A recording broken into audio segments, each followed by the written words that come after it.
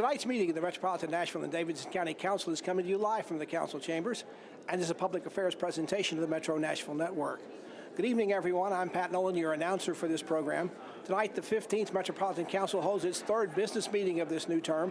The meeting has a 22-page agenda, with the first action item being the council filling a vacancy on the 9-member Metro School Board. This is in accordance with state law and with a recent amendment added to the Metro Charter.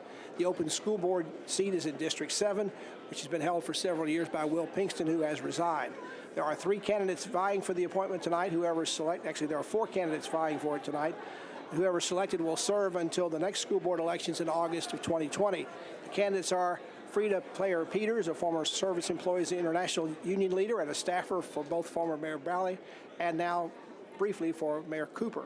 She seems to have the support of at least 12 to 15 council members when her nomination was put in. The other nominated candidates include Elizabeth Hines, a parent who works as an adjunct professor at Tennessee State Community College; Allison Simpson, a parent who heads the head of the defunct Nashville Rise nonprofit parent group; and Kevin Stacy, a former Nashville Public School administrator. He led the systems department that supported students learning English. The council will also fill 3 vacancies on both the Community Education Commission and the Industrial Development Board, and those could also take a little bit of time as well. In addition, the council is set to confirm early in the evening Mayor John Cooper's appointment of former State Attorney General Bob Cooper to be the Metro Legal Director. Legal Director is one of 2 members of the Mayor's cabinet that must be approved by this council. Kevin Crumbo was unanimously confirmed as Finance Director of the council at its last meeting, and Mr. Cooper is expected to be approved in a similar fashion tonight. Council is also expected to approve its first ordinance on third reading this evening. This will complete all regular aspects of what will go forward in this council. This is the first time we'll be considering third reading bills. The first bill likely to gain approval tonight is BL 2019 number 1. It is also, as you might tell, the first ordinance filed this term. It would increase parking fines from $11 to $25 across the board. This was part of a controversial package pushed by the Browley administration last term to privatize Metro's parking meter system. That plan failed to pass overall, but the fine increase got strong support on second reading 3 weeks ago, so it should pass handily tonight. If Mayor Cooper signs it, and he's expected to do so, the fine increase would go into effect as early as December 1st. The council will also consider tonight on first reading a multi-year Metro water sewer rate hike ordinance. The city is almost being mandated or ordered by the state to implement this. It is Bill BL 2019-45. Again, it's on first reading tonight. State officials will meet with council members and other city leaders next week here in these chambers to outline their concerns about the city's water services program and also other financial issues facing Metro. To that end, there are a couple of other ordinances on first reading tonight that speak to that topic. The bills seek to establish council oversight over both the water sewer department, and also for the council to receive regular information from that agency as well as from the state. Remember, first reading bills usually pass without debate. Although first reading bills tonight make up 7 of the 22-page agenda. On public hearings tonight, the council will hear from the public about the city joining a state program that provides tax abatements for improvements done to historic properties. The program will be under the review and under the auspices of the Metro Historic Zoning Commission. The bill number is BL 2019 number 3. Also in the area of property tax assistance, the council will consider on second reading an ordinance BL 2019-33. It adjusts under state law the income eligibility levels for low-income residents for property tax relief. The new maximum income levels for the relief will be $29,860. That's up from $29,270 last year. To apply or for more information, please contact the Metro Trustee's Office. Council Bill 2914 is back on second reading tonight. It would ban all area advertising in Nashville. This was deferred at the last meeting. Lots of interest and perhaps some opposition from several groups, some of those of concern to the Airport Authority and also the FAA.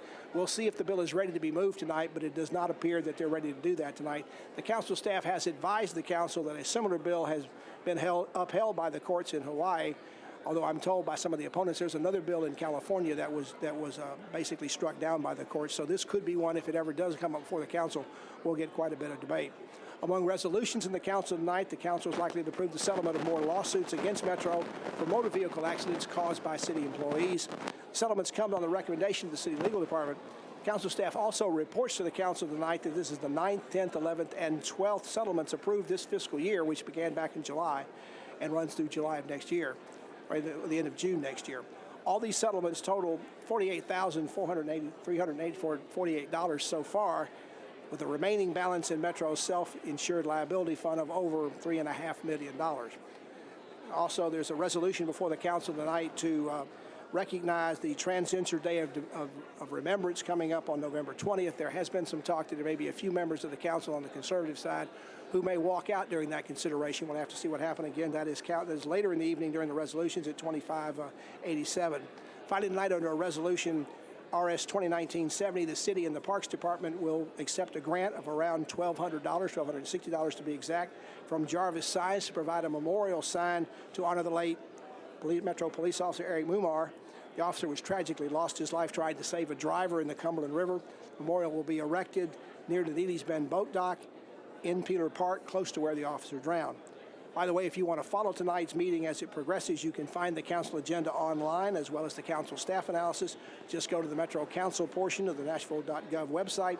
We'll also be placing the bill numbers on the screen as they come up for consideration tonight, so you can follow along to keep up with where we are on the agenda. Let's now go to Vice Mayor Jim Shulman. He's about to gavel tonight's meeting to order.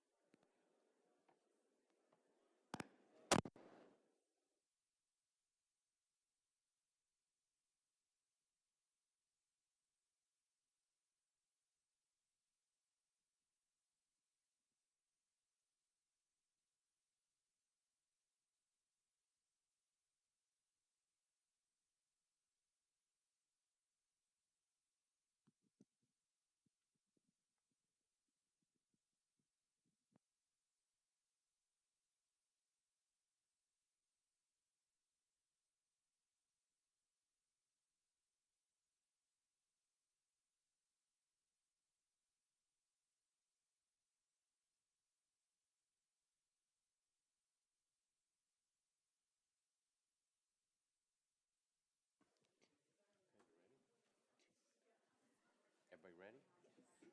John, you ready? Okay, bang this 3 times. Perfect. Perfect. Stay right here. So will the meeting please come to order? Welcome to the Metro Council. Today is Tuesday, November 5th, 2019. Will all members of the council, as well as the public, please rise for the invocation? Invocation this evening will be offered by Reverend Paulette Woodard of the Lee Chapel AME Church. Reverend Woodard is a guest of Councilmember Sharon Hurt. After the invocation, please remain standing for the presentation of the colors. Oh, you're going to do it? So we've had a switch. Councilmember Hurt is going to do the invocation. Is that right? Yes. Councilmember Hurt, let me get you on. Let's bow. Lord, make me an instrument of your peace. Where there is hatred, let us sow love. Where there is injury, pardon. Where there is doubt, faith. Where there is despair, hope. Where there is darkness, light. And where there is sadness, joy. O divine Master, grant that we may not so much seek to be consoled as to console, to be understood as to understand, to be loved as to love. For it is in giving that we receive, and it's in pardoning that we are pardoned, and it's in dying that we are born to eternal life. Amen. Ladies and gentlemen, the presentation of the colors by the Hunters Lane Junior ROTC, who are guests of Councilmember Tanya Hancock, which will be followed by the Pledge of Allegiance.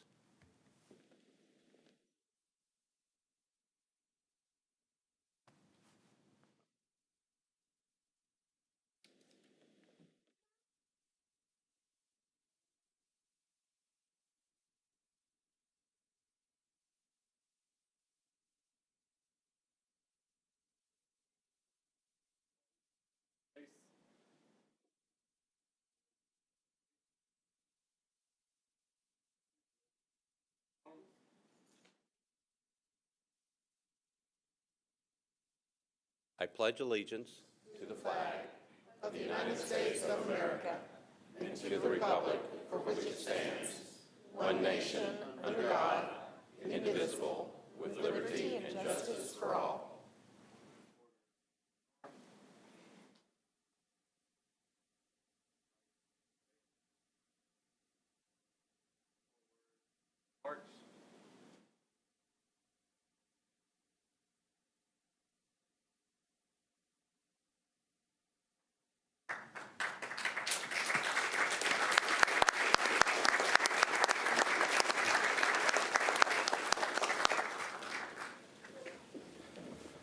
So thank you. You may be seated.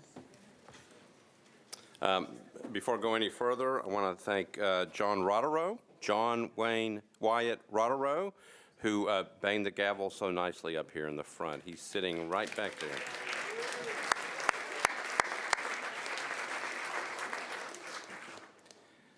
So without objection, we will suspend the calling the roll and ask the clerk to record the names of those members present throughout the meeting.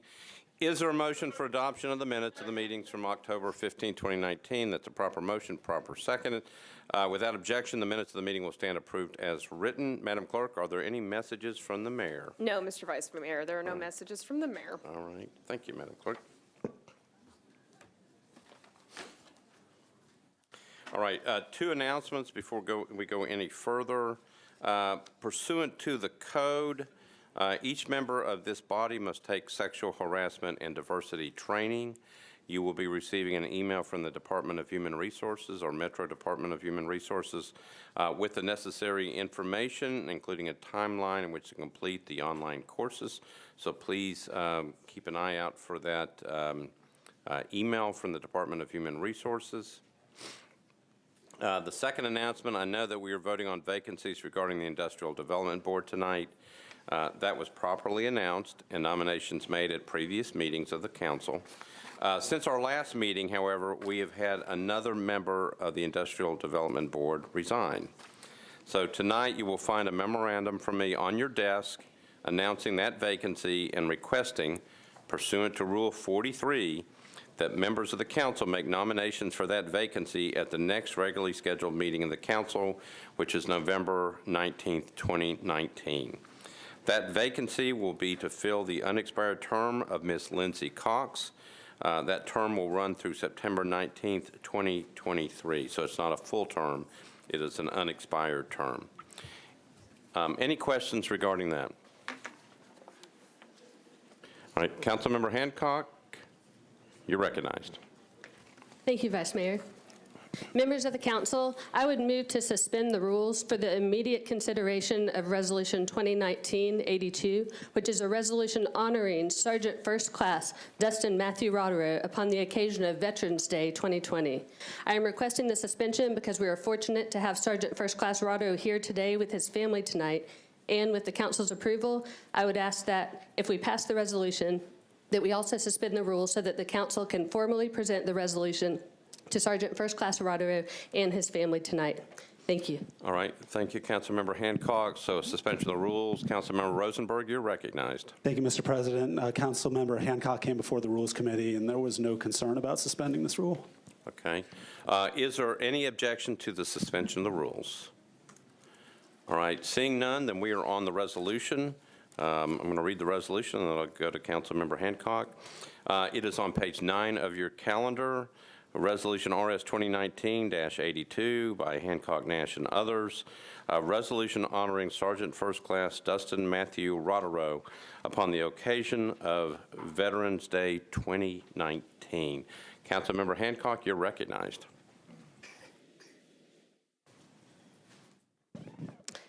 Could we call on Councilmember Rosenberg for the committee report? We certainly can. Councilmember Rosenberg, you're recognized. Thank you, Mr. President. Rules voted 6 in favor, none against. Okay. Councilmember Hancock, back to you for a motion to approve the resolution. I move to approve the resolution. Okay. And proper motion, proper second. Any discussion? Seeing none, all those in favor say aye. Aye. Opposed, no. You adopt.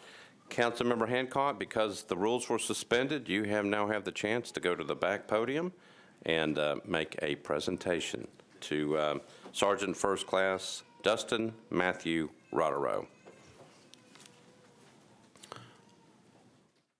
He is the proud father of the person who was banging the gavel to start the meeting.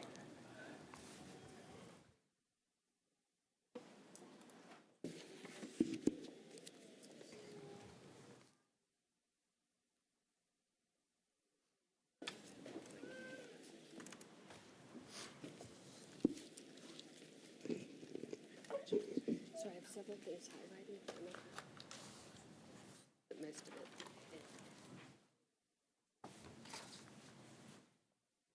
All right, resolution number RS 2019-82, a resolution honoring Sergeant First Class Dustin Matthew Rodero upon the occasion of Veterans Day 2019. Whereas Veterans Day is observed annually on November 11th and recognizes the sacrifices of all those who fought and served valiantly to preserve the nation and our freedoms. Whereas in advance of Veterans Day 2019, the Metropolitan Council recognizes Sergeant First Class Dustin Matthew Rodero for his honorable service and contributions to our nation. And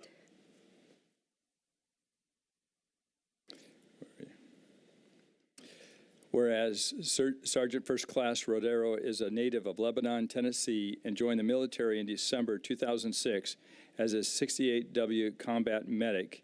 And whereas Rodero worked with the Counter-Drug Task Force as the ground reconnaissance team medic and was deployed to Afghanistan in 2009 with the Agriculture Development Team as a security team medic. And whereas in 2011, he was promoted to Staff Sergeant with the Medical Detachment in Smyrna, Tennessee, and was selected to be the Post-Deployment Health Reassessment Team Supervisor, Biomedical Equipment Technician, and Tennessee War Transition Unit Liaison. And whereas in 2014, Rodero was assigned to the Recruiting Retention Battalion and served as the Recruiting and Retention Non-Commissioned Officer, NCO, in Lebanon, Tennessee. And whereas in 2017, he was selected and won the NCO of the Year for Tennessee, Region 3, and placed 3rd in the country. And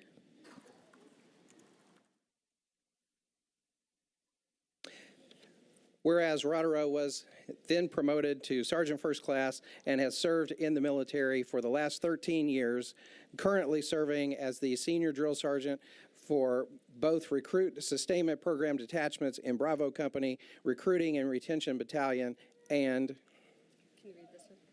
this. Whereas on November 1st, Staff Sergeant Rodero was selected as the new Officer Candidate School Course Manager for the 117th Regiment Training Institute. Whereas Sergeant First Class Rodero's outstanding service is evidenced by his years of military education and numerous military decorations, and whereas Sergeant First Class Rodero is married to his wife of 10 years, Brittany Rodero, and have 4 children, Wyatt, Raylan, Scarlett, and Wade. And whereas Sergeant First Class Rodero is currently pursuing business leadership at Lipscomb University and takes great pride in working the sustainable farm that has been in his family for over 100 years. And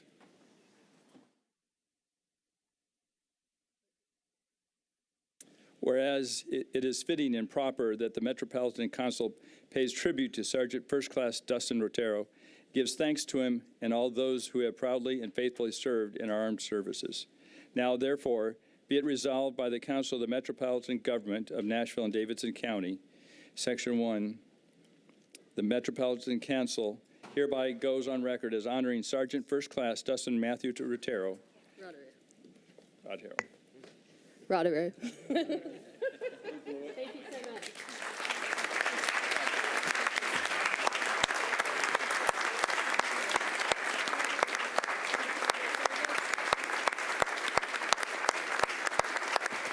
And because when you serve in the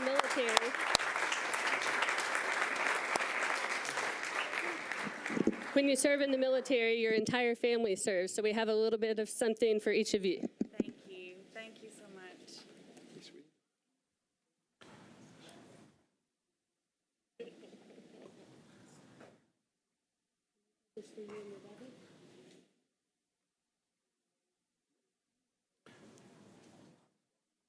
So, Sergeant First Class Rodero, you are welcome to say something at the podium if you'd like. I'll keep it short, but I can't even begin to describe what an honor this is. And on behalf of all service members, It is an absolute honor to serve and to be a part of this great community, this great state, this great country. And just like Ms. Hancock said, the families are just as involved in the service members, and there's no way I could do this. And I know for my partners in crime and everybody that I serve with, they feel the same way, that the families and friends and the support from you all is what keeps us going. So this is an absolute honor and greatly appreciated. Thank you.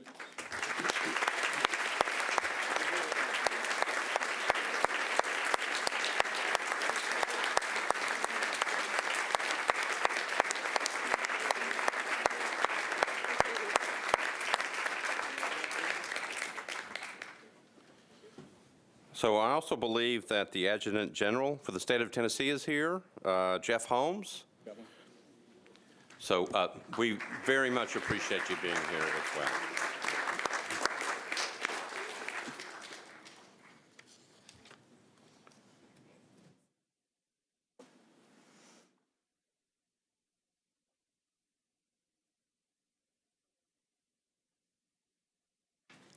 There's obviously a lot of debate going on back there. I got it, Vice Mayor. All right.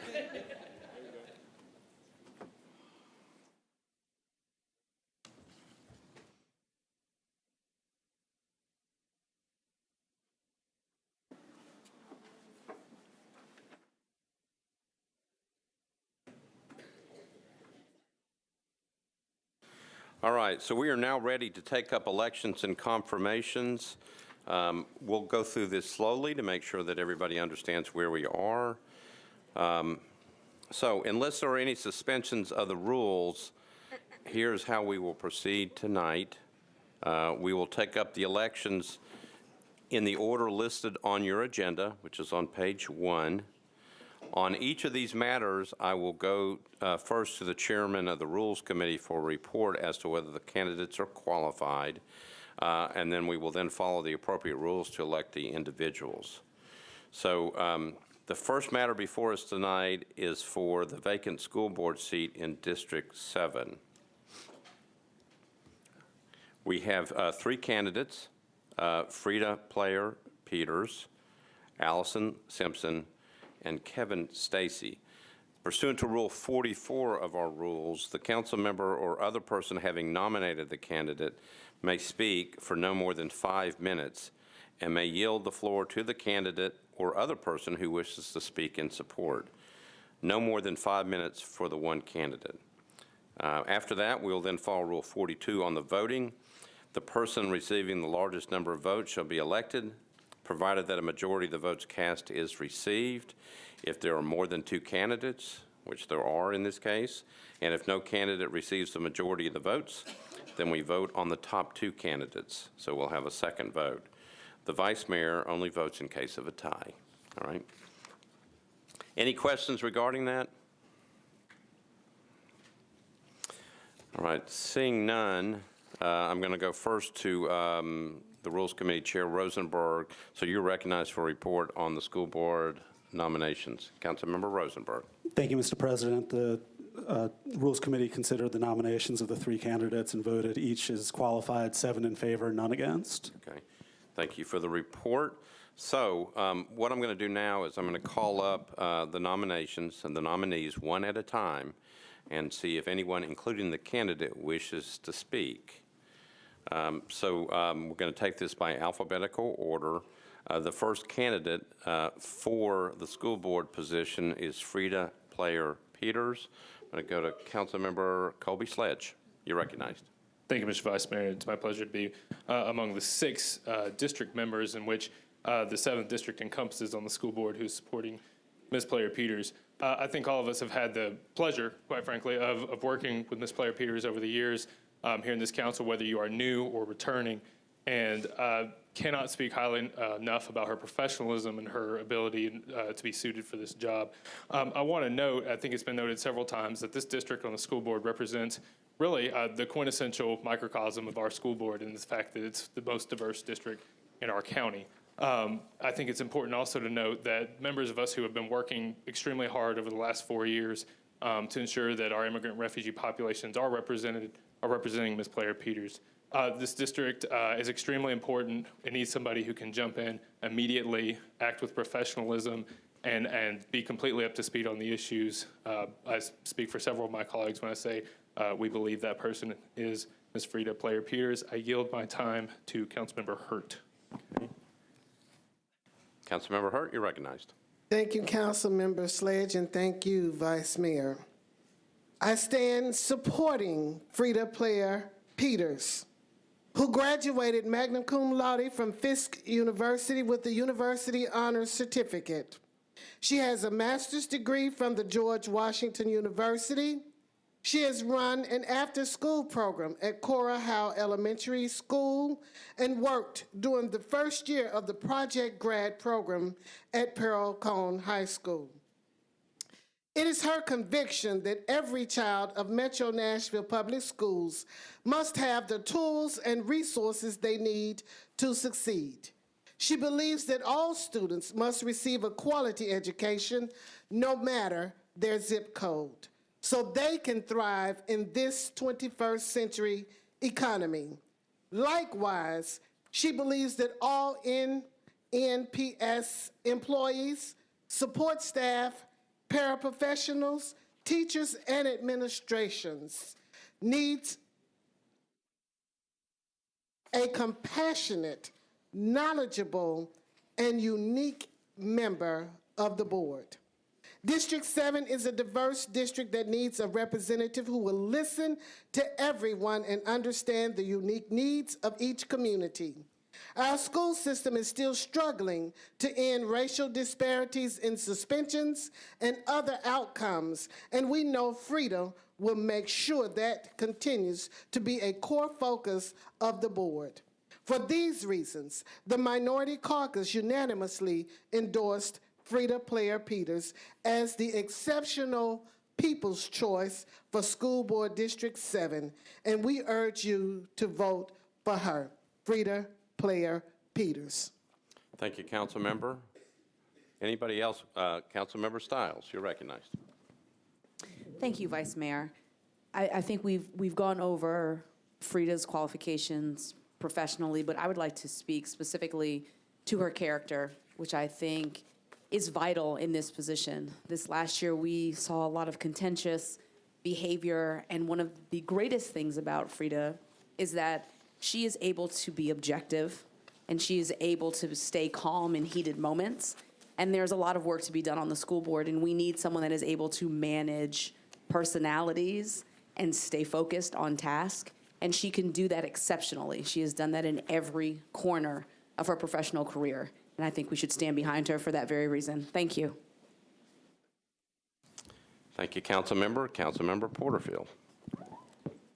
Thank you so much, Vice Mayor. I also stand in support of Ms. Frida, and you see behind us, we see a lot of people from SEIU standing with her. As a former educator, I was a teacher, and teachers cannot do what they do without support staff standing with them, and Ms. Frida Players has the exceptional qualification of working with support staff. She's been endorsed by the bus drivers. Schools cannot do what they do without having someone looking holistically at each different department, and that's something that Frida will add to the table. She also has experience in looking at budgets, as she's worked with us through several different budget seasons, worked closely with the council, the mayor's office. So she does bring that experience to the table, and that is something that's a huge part of what they do on the school board. And going into the budget season, we need someone who is ready to hit the ground running. So I stand in support of Ms. Frida, and I hope that you all will consider making her your choice. Thank you. All right. Thank you, Council Member. So we are, we have 5 seconds left. Time is up. All right. So the next candidate for the Board of Education for the District 7 representative seat is Ms. Allison Simpson. Do I have anybody wishing to speak, including the candidate? So you're welcome to come up to the microphone.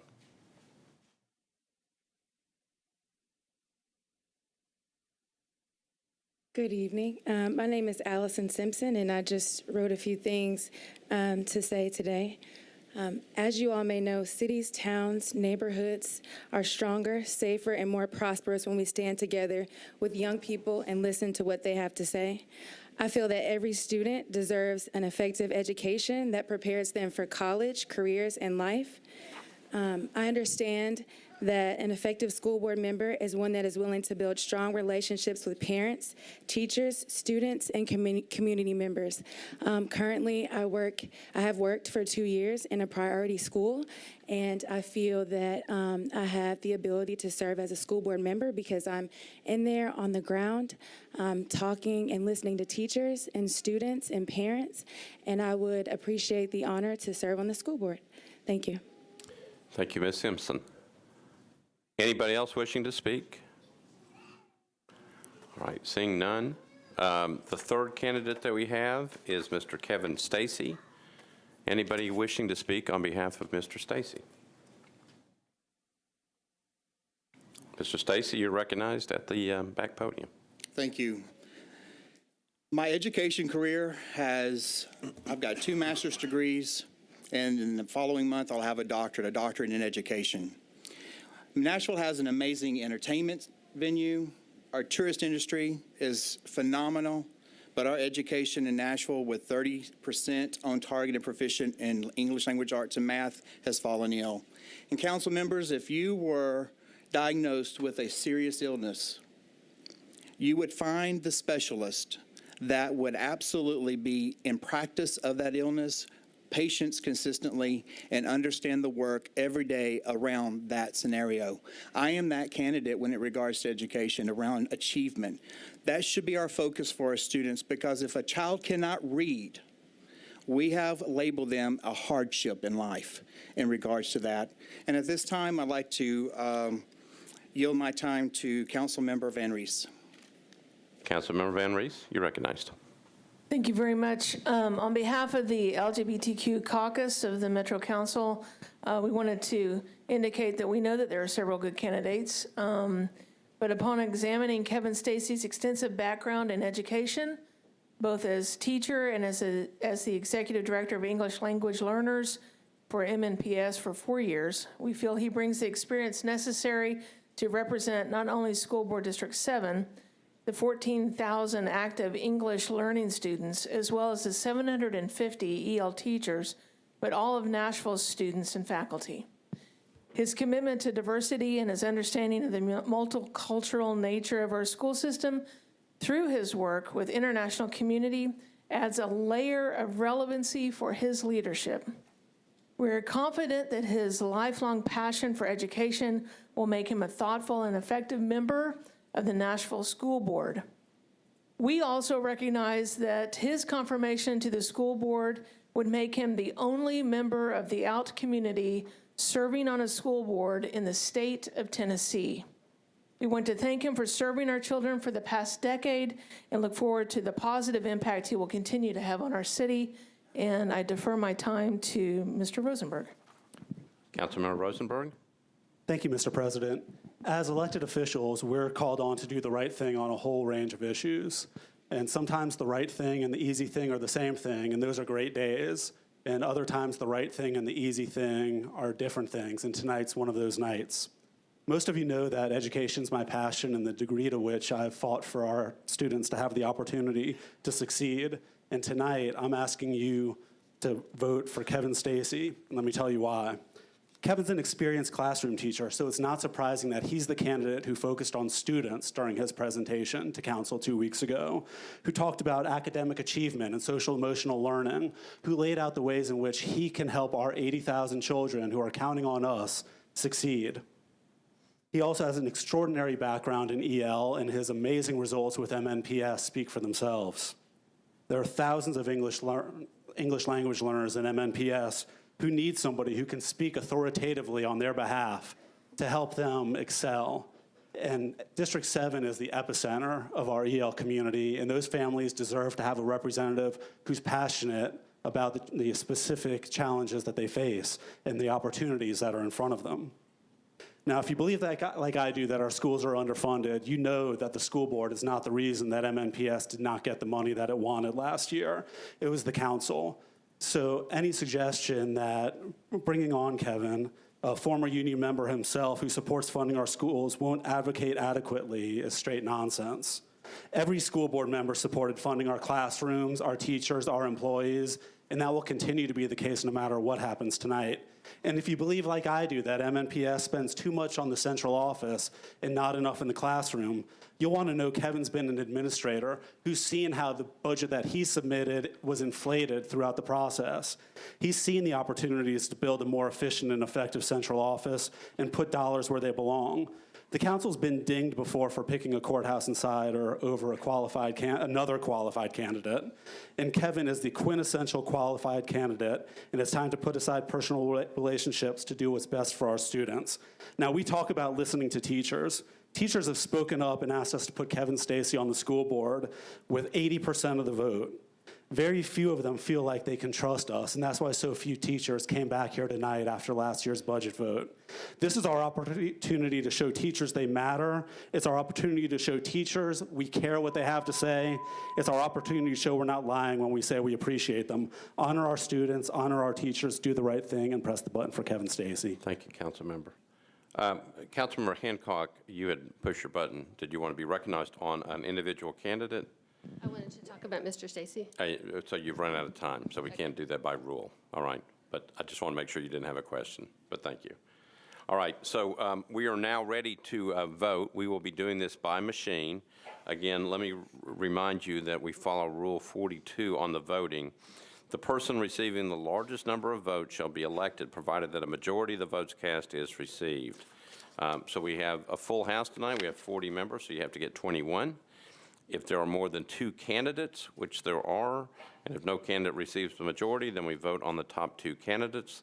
The vice mayor, again, only votes in case of a tie. So, Madam Clerk, are we ready to proceed? Okay. Any questions about how we're doing this? Madam Clerk, open up the machines.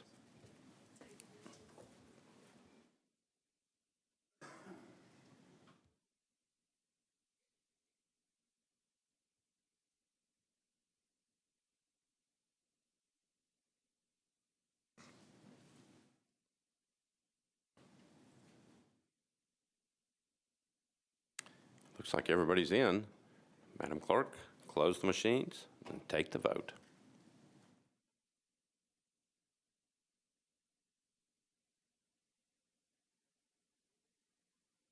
You see him? Okay. So it looks like 26 votes for Frida Player Peters, 14 votes for Mr. Stacy. So Ms. Frida Player Peters, congratulations.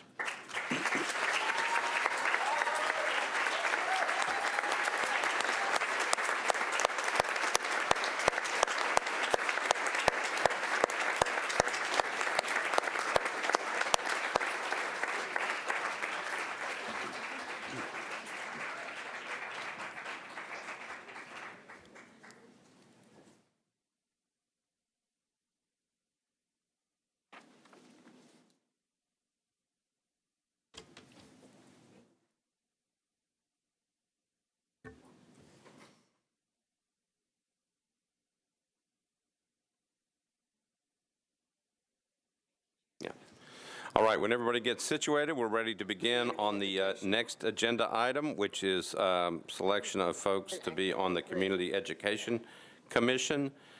We have 5 nominations tonight. Let me read them. We have Jane Coleman Catone,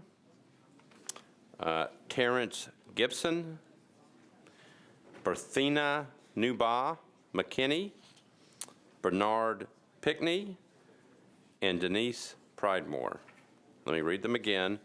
Jane Coleman Catone, Terrence Gibson, Berthina Nuba McKinney, Bernard Pickney, and Denise Pridemore. So we have 5 nominations.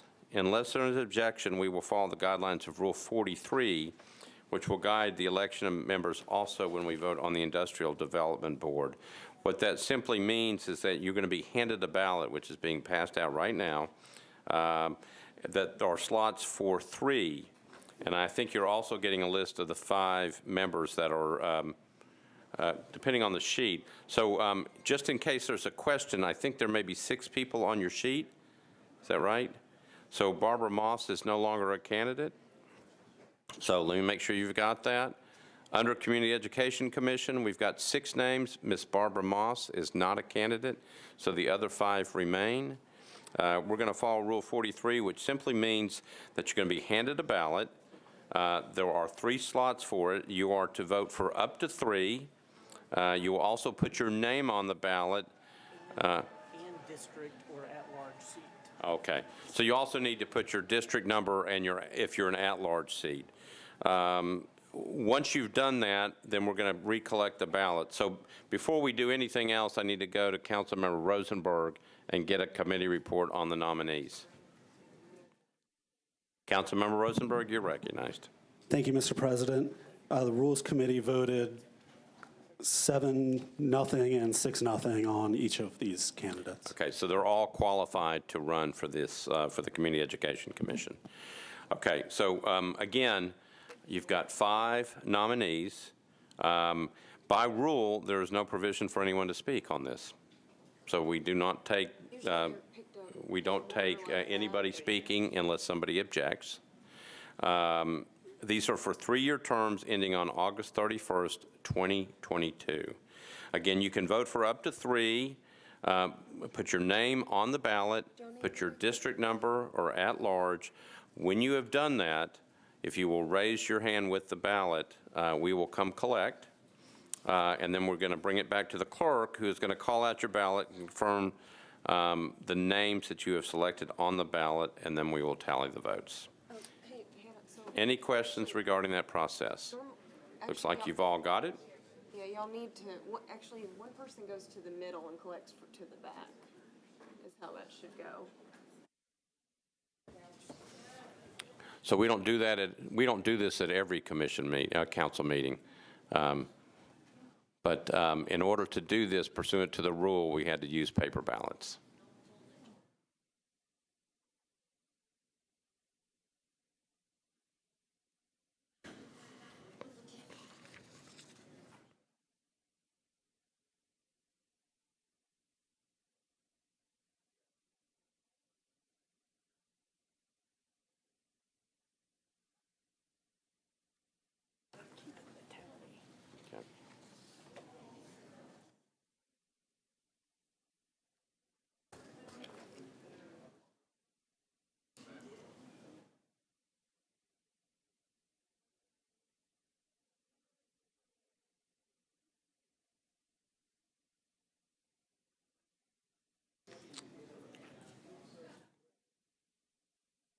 So are all ballots in? All ballots in. Okay, we're going to get them sorted. So while we're sorting them, let me remind you that each vacancy, we have 3 separate vacancies. Each vacancy will be filled by the top vote getter and or any other person receiving 21 or more votes until all vacancies are filled. So what could happen is that you could have 2 people elected on the first go-around. Because there are multiple vacancies, each person nominated that doesn't win on the first ballot will carry over to the next ballot if necessary. So we could get 3 winners on the first go-around. We could get 1 winner. Okay. And if we get down to 2, then I think we can go to the machines.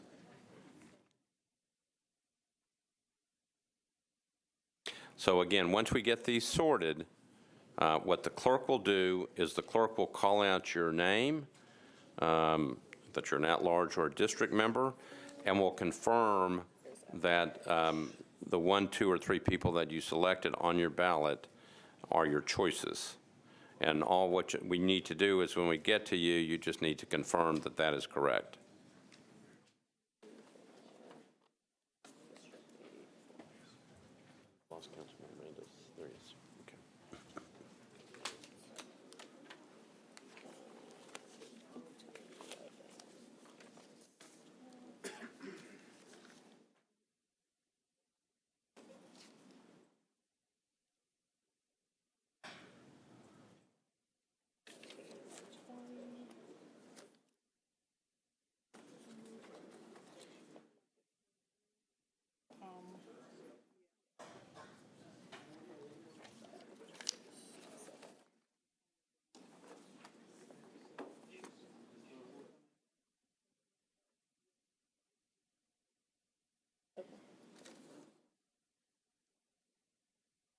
Okay. All right, members of the council, the clerk is going to call out your name, whether you're an at-large or district, and confirm by reading out the names of who you voted for that we've got the ballot correct. Madam Clerk? Yes, Councilmember Mendez voted for Ms. Nabama Kinney, Mr. Pickney, and Ms. Pridemore.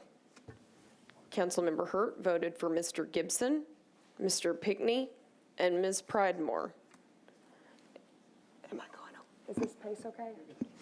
Councilmember Allen voted for Ms. Pridemore, Mr. Pickney, and Ms. Catone. Councilmember Glover voted for Ms. Pridemore, Ms. Catone, and Mr. Pickney. Is that correct? Okay. Councilmember Suara voted for Ms. Nabama Kinney, Ms. Catone, and Mr. Gibson. Councilmember Hall voted for Mr. Pickney and Ms. Pridemore. Councilmember Toombs voted for Mr. Gibson, Mr. Pickney, and Ms. Nabama Kinney. Correct. Councilmember Gamble voted for Mr. Gibson, Ms. Pridemore, and Ms. Nabama Kinney. Correct. Councilmember Ms. Gamble, I'm just checking to make sure we've got it right. Okay. Councilmember Swope voted for Ms. Pridemore and Mr. Pickney. Correct. Councilmember Parker voted for Ms. Nabama Kinney, Mr. Pickney, and Ms. Pridemore. Okay. Councilmember Withers voted for Ms. Pridemore, Mr. Pickney, and Mr. Gibson. Councilmember Benedict voted for Ms. Catone, Mr. Pickney, and Ms. Pridemore. Councilmember Van Reese voted for Ms. Pridemore and Mr. Pickney. Councilmember Hancock voted for Ms. Pridemore, Ms. Catone, and Mr. Pickney. Councilmember Young voted for Mr. Pickney, Ms. Pridemore, and Ms. Catone. Councilmember Hager voted for Ms. Pridemore, Mr. Pickney, and Ms. Catone. Councilmember Evans voted for Ms. Nabama Kinney, Mr. Pickney, and Ms. Pridemore. Councilmember Bradford voted for Ms. Nabama Kinney, Mr. Pickney, and Ms. Pridemore. Councilmember Roten voted for Ms. Catone, Mr. Pickney, and Ms. Pridemore. Councilmember Syracuse voted for Ms. Pridemore, Mr. Pickney, and Ms. Catone. Councilmember Welsh voted for Mr. Pickney, Ms. Catone, and Ms. Nabama Kinney. Councilmember Sledge voted for Ms. Catone, Ms. Nabama Kinney, and Mr. Pickney. Councilmember Cash voted for Mr. Pickney, Ms. Catone, and Mr. Gibson. Councilmember O'Connell voted for Ms. Catone, Ms. Pridemore, and Mr. Pickney. Councilmember Roberts voted for Mr. Pickney, Mr. Gibson, and Ms. Coleman Catone. Councilmember Taylor voted for Ms. Catone, Mr. Gibson, and Mr. Pickney. Councilmember Hauser voted for Ms. Catone, Ms. Nabama Kinney, and Mr. Pickney. Councilmember Druffel voted for Mr. Pickney, Ms. Pridemore, and Mr. Gibson. Councilmember Murphy voted for Mr. Pickney, Ms. Catone, and Ms. Pridemore. Councilmember Pulley voted for Mr. Pickney, Ms. Pridemore, and Ms. Catone. Councilmember Johnston voted for Ms. Catone, Ms. Nabama Kinney, and Mr. Pickney. Councilmember Nash voted for Mr. Gibson, Ms. Pridemore, and Mr. Pickney. Councilmember Porterfield voted for Mr. Gibson, Mr. Pickney, and Ms. Nabama Kinney. Councilmember Sepulveda voted for Ms. Nabama Kinney, Mr. Gibson, and Mr. Pickney. Councilmember Rutherford voted for Ms. Catone, Mr. Pickney, and Mr. Gibson. Councilmember Stiles voted for Ms. Catone, Ms. Nabama Kinney, and Mr. Gibson. Councilmember Lee voted for Mr. Gibson, Ms. Nabaa McKinney, and Mr. Pickney. Councilmember Henderson voted for Mr. Pickney, Ms. Catone, and Ms. Nabaa McKinney. Councilmember Rosenberg voted for Ms. Catone, Mr. Gibson, and Mr. Pickney. All right, that concludes the votes. Everybody okay with their votes? Okay. Give us just a minute. We're going to tabulate the votes, and then we'll let you know.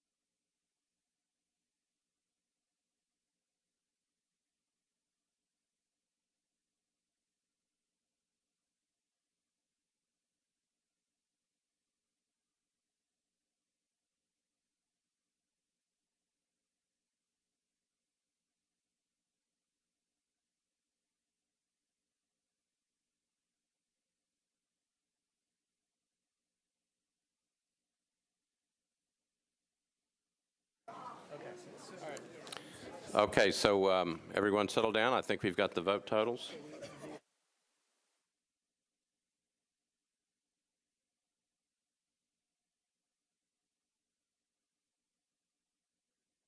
Okay, so we have confirmed the votes. Bernard Pickney received 36 votes. Denise Pridemore received 23 votes. Jane Coleman Catone received 23 votes. Terrence Gibson received 16 votes.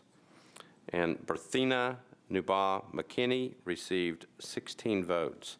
So pursuant to the rules, Mr. Pickney, Ms. Pridemore, and Ms. Catone are the three winners of the 3 seats that were vacant.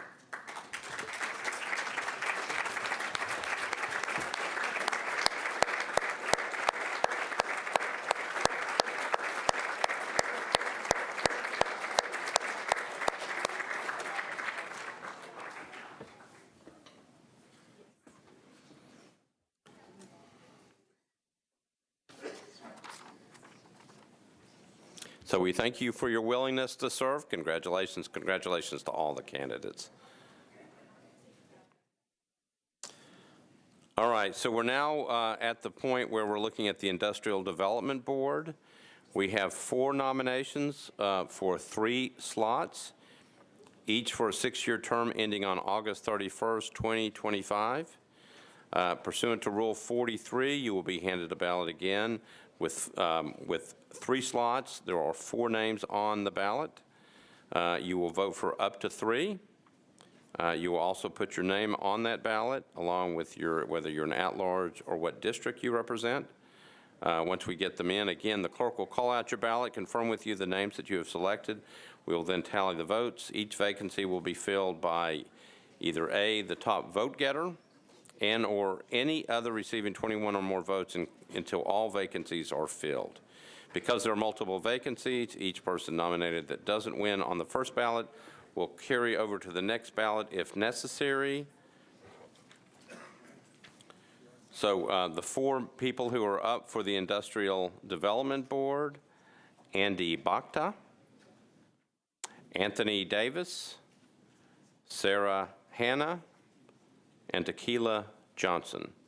Again, Andy Bhakta, Anthony Davis, Sarah Hanna, and Tequila Johnson. Councilmember Rosenberg, I come to you for a committee report from the Rules Committee. Thank you, Mr. President. The Rules Committee found all the candidates to be qualified, 7 in favor, none against. Okay, thank you, Councilmember. So again, we're doing the same thing. We're passing you out a ballot. There are 4 names for the Industrial Development Board. We have 3 positions. Once you have them filled out, if you will, make sure you put your name, at-large or district number, and then hold them up and we will collect them.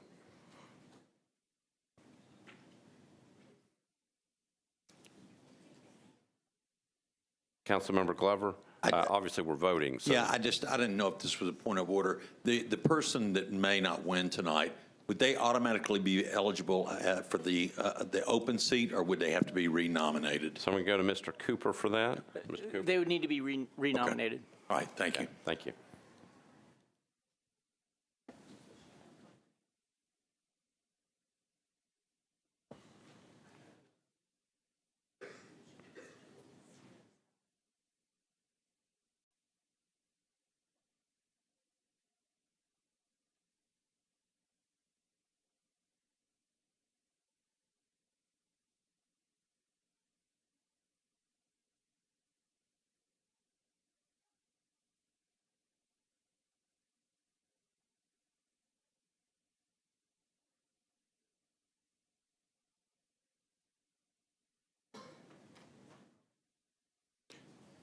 All votes in?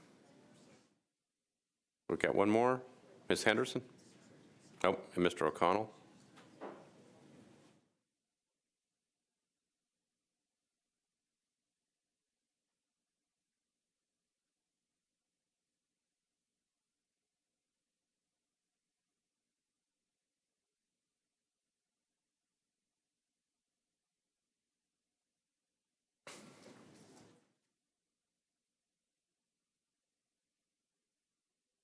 Councilmember O'Connell, we just needed the names, not a narrative on each. All right, all votes are in.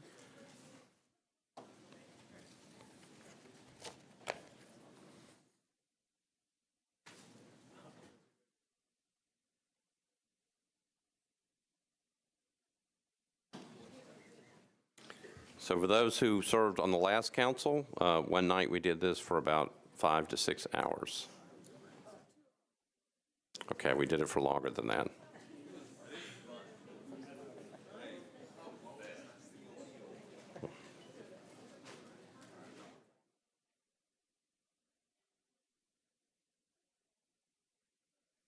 Okay, so the clerk is going to read out your name as well as the folks that you nominated, and just make sure that it is correct, all right?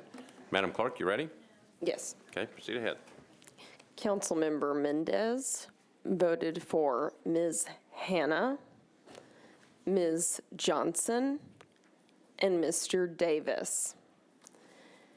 Councilmember Hurt voted for Ms. Johnson, Mr. Davis, and Ms. Hanna.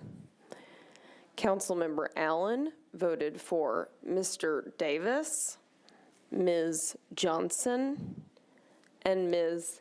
Hannah. Councilmember Glover voted for Mr. Davis, Ms. Hannah, and Ms. Johnson. Councilmember Suara voted for Ms. Johnson, Mr. Davis, and Ms. Hannah. Councilmember Hall voted for Ms. Hannah, Ms. Johnson, and Mr. Davis. Councilmember Toombs voted for Ms. Johnson, Mr. Davis, and Ms. Hannah. Councilmember Gamble voted for Mr. Bakta, Mr. Davis, and Ms. Johnson. Councilmember Swope voted for Mr. Davis and Ms. Hannah. Councilmember Parker voted for Ms. Johnson, Mr. Davis, and Ms. Hannah. Councilmember Withers voted for Ms. Johnson, Mr. Davis, and Ms. Hannah. Councilmember Benedict voted for Mr. Davis, Ms. Johnson, and Ms. Hannah. Councilmember Van Rees voted for Mr. Davis and Ms. Hannah. Councilmember Hancock voted for Mr. Davis, Ms. Hannah, and Ms. Johnson. Councilmember Young voted for Ms. Johnson, Mr. Davis, and Ms. Hannah. Councilmember Hager voted for Mr. Davis, Ms. Hannah, and Mr. Bakta. Councilmember Evans voted for Ms. Johnson, Ms. Hannah, and Mr. Bakta. Councilmember Bradford voted for Mr. Davis, Ms. Johnson, and Ms. Hannah. Councilmember Roden voted for Mr. Bakta, Mr. Davis, and Ms. Hannah. Councilmember Syracuse voted for Mr. Davis, Ms. Hannah, and Mr. Bakta. Councilmember Welsh voted for Mr. Davis, Ms. Hannah, and Mr. Bakta. Councilmember Sledge voted for Mr. Davis, Ms. Hannah, and Ms. Johnson. Councilmember Cash voted for Ms. Johnson, Mr. Davis, and Ms. Hannah. Councilmember O'Connell voted for Ms. Johnson, Mr. Davis, and Ms. Hannah. Councilmember Roberts voted for Mr. Davis, Ms. Hannah, and Ms. Johnson. Councilmember Taylor voted for Ms. Johnson, Ms. Hannah, and Mr. Bakta. Councilmember Hauser voted for Mr. Bakta, Mr. Davis, and Ms. Hannah. Councilmember Druffel voted for Mr. Bakta, Mr. Davis, and Ms. Hannah. Councilmember Murphy voted for Mr. Davis, Ms. Hannah, and Ms. Johnson. Councilmember Pulley voted for Mr. Davis, Ms. Johnson, and Mr. Bakta. Councilmember Johnston voted for Mr. Davis, Ms. Hannah, and Ms. Johnson. Councilmember Nash voted for Mr. Bakta, Mr. Davis, and Ms. Hannah. Councilmember Vercher voted for Mr. Davis, Ms. Johnson, and Ms. Hannah. Councilmember Porterfield voted for Mr. Bakta, Ms. Hannah, and Ms. Johnson. Councilmember Sepulveda voted for Mr. Bakta, Mr. Davis, and Ms. Johnson. Councilmember Rutherford voted for Mr. Davis, Ms. Johnson, and Ms. Hannah. Councilmember Stiles voted for Mr. Bakta, Ms. Hannah, and Ms. Johnson. Councilmember Lee voted for Ms. Johnson, Mr. Davis, and Mr. Bakta.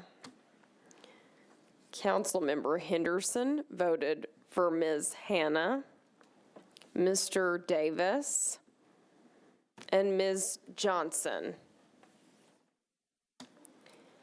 Councilmember Rosenberg voted for Mr. Bakta, Mr. Davis, and Ms. Hannah. Okay, hold on just a second. Any questions about the vote? Okay.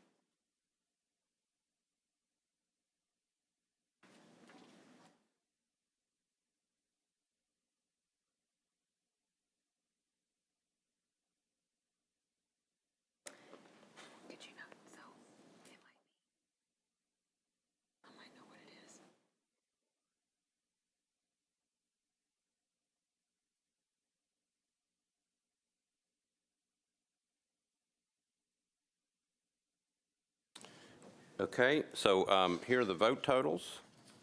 I've got Mr. Anthony Davis with 36 votes, Ms. Sarah Hannah with 36 votes, Ms. Tequila Johnson with 30 votes, and Mr. Andy Bakta with 16. So there are 3 vacancies to fill on the Industrial Development Board. Mr. Davis, Ms. Hannah, Ms. Johnson are elected on the first ballot. Thank you.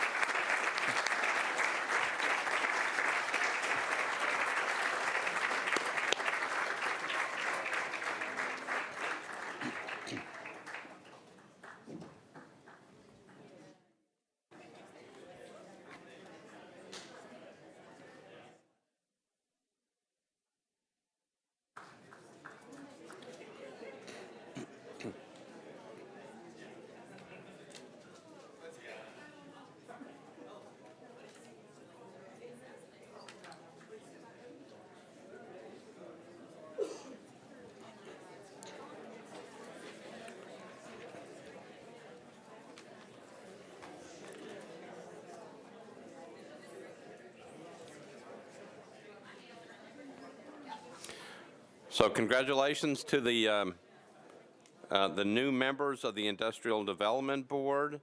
Again, remember that we have one more vacancy. If you would like to nominate individuals for the Industrial Development Board for that vacancy, then you will do it at the next meeting.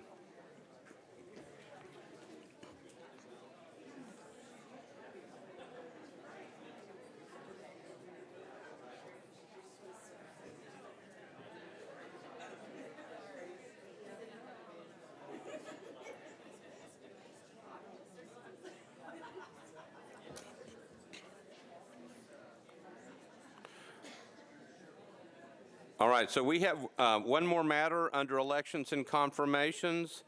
That is for the appointment of Mr. Robert Cooper, Jr. to be considered in accordance with Section 8.603 of the Metropolitan Charter. This would be the appointment of Mr. Robert Cooper, Jr. to be the new director of the Department of Law. So I'm going to go to Councilmember Rosenberg for a committee report from the Rules Committee. Councilmember Rosenberg. Thank you, Mr. President. The Rules Committee voted 6 for approval and none against. Okay. And could you give me a motion to approve on Mr. Cooper? Move approval of the Director of Law. All right. I've got a motion to approve. This is for the appointment of Mr. Robert Cooper, Jr. to be the Director of the Department of Law. Properly seconded. Any discussion? Councilmember O'Connell. Thank you, Mr. President. Is there anybody who can speak to Mr. Cooper's credentials for this job? So Mr. Cooper is here. He could actually speak for himself, but I think we'll let it go at this point. Anybody else wishing to speak? Seeing none, so we're going to pass out a ballot, and then you're going to have to fill it out. Now, we're going to do it by voice vote.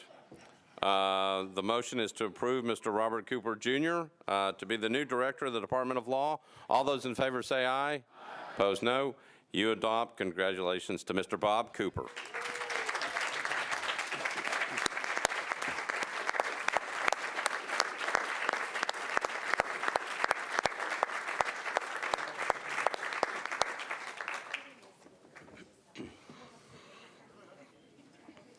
So now he is legally permitted to sit over there at that seat.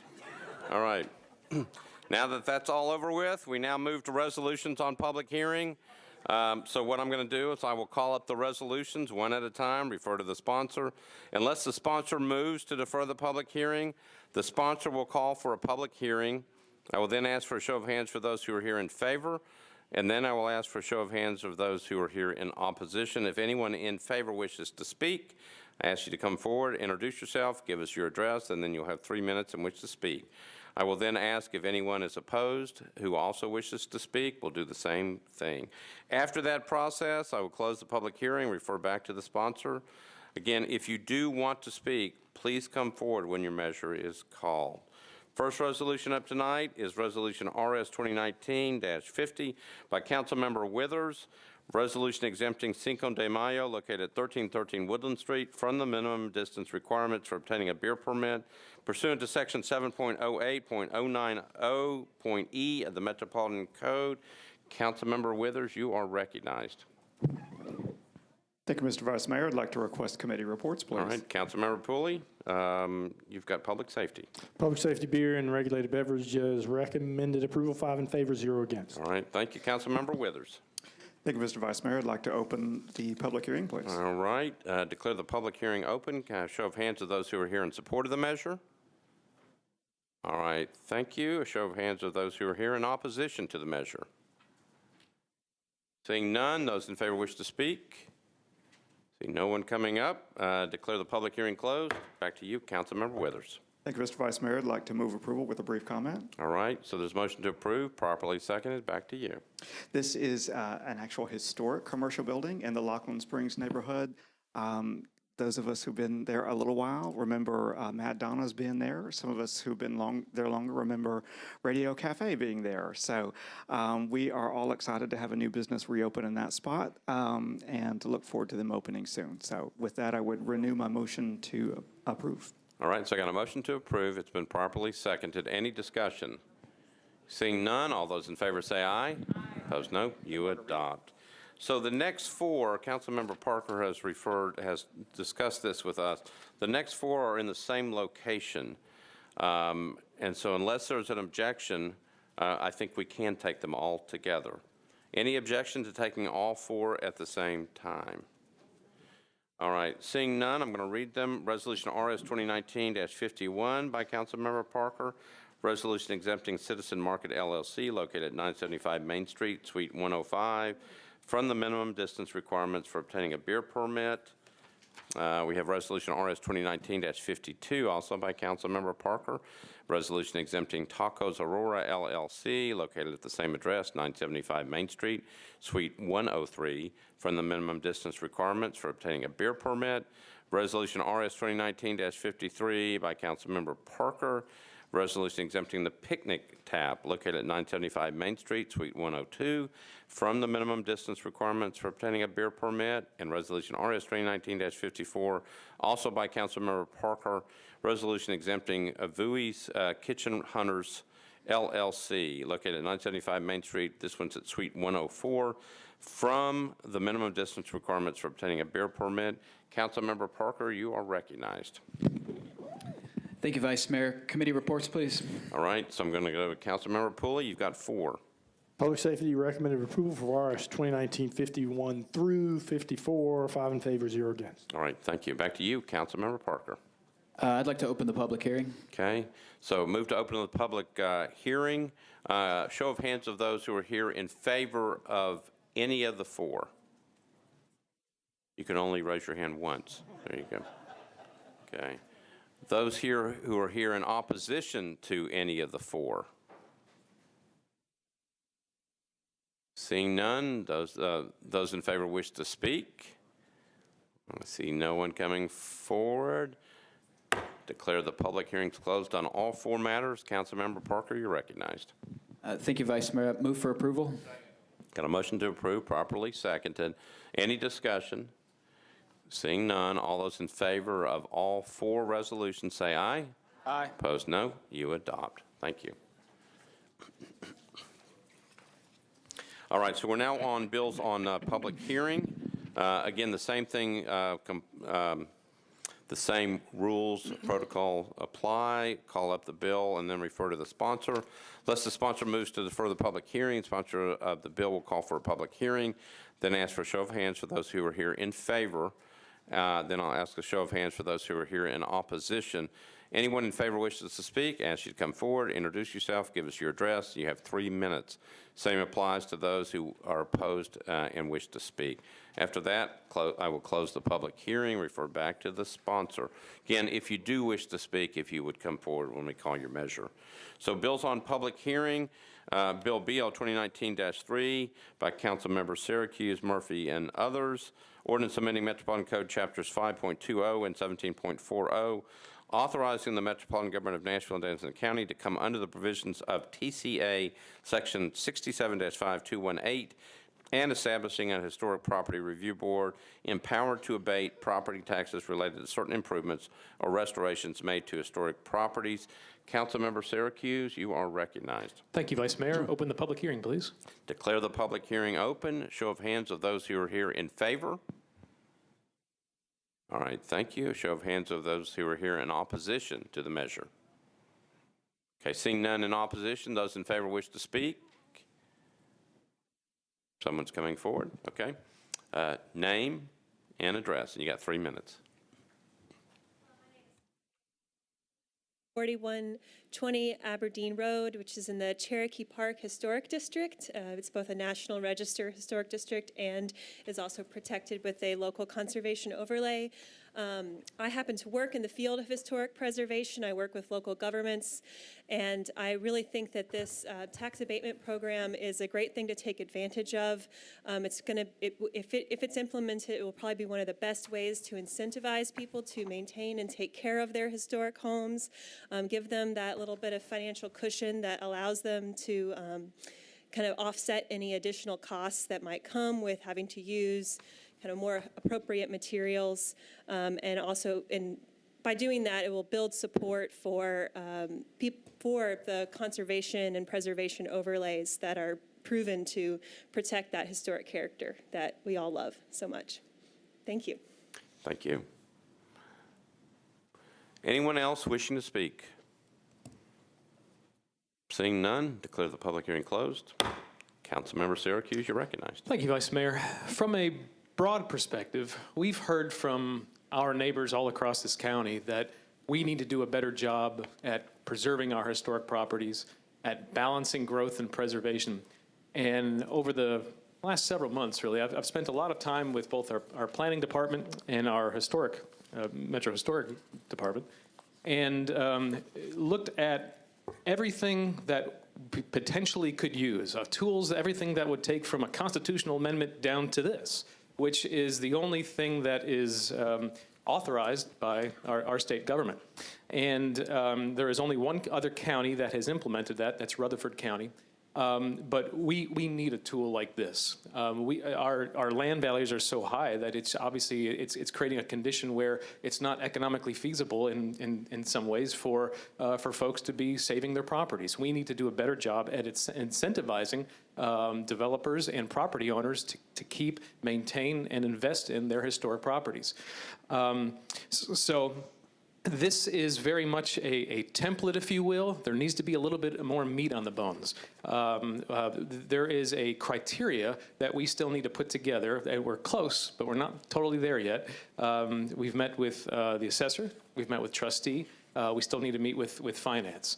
And so my intent tonight is to ask that you support this, that we move it towards third reading, but I will pledge that I'm not prepared to want to finish this legislative process and pass it on third until we get some more details figured out.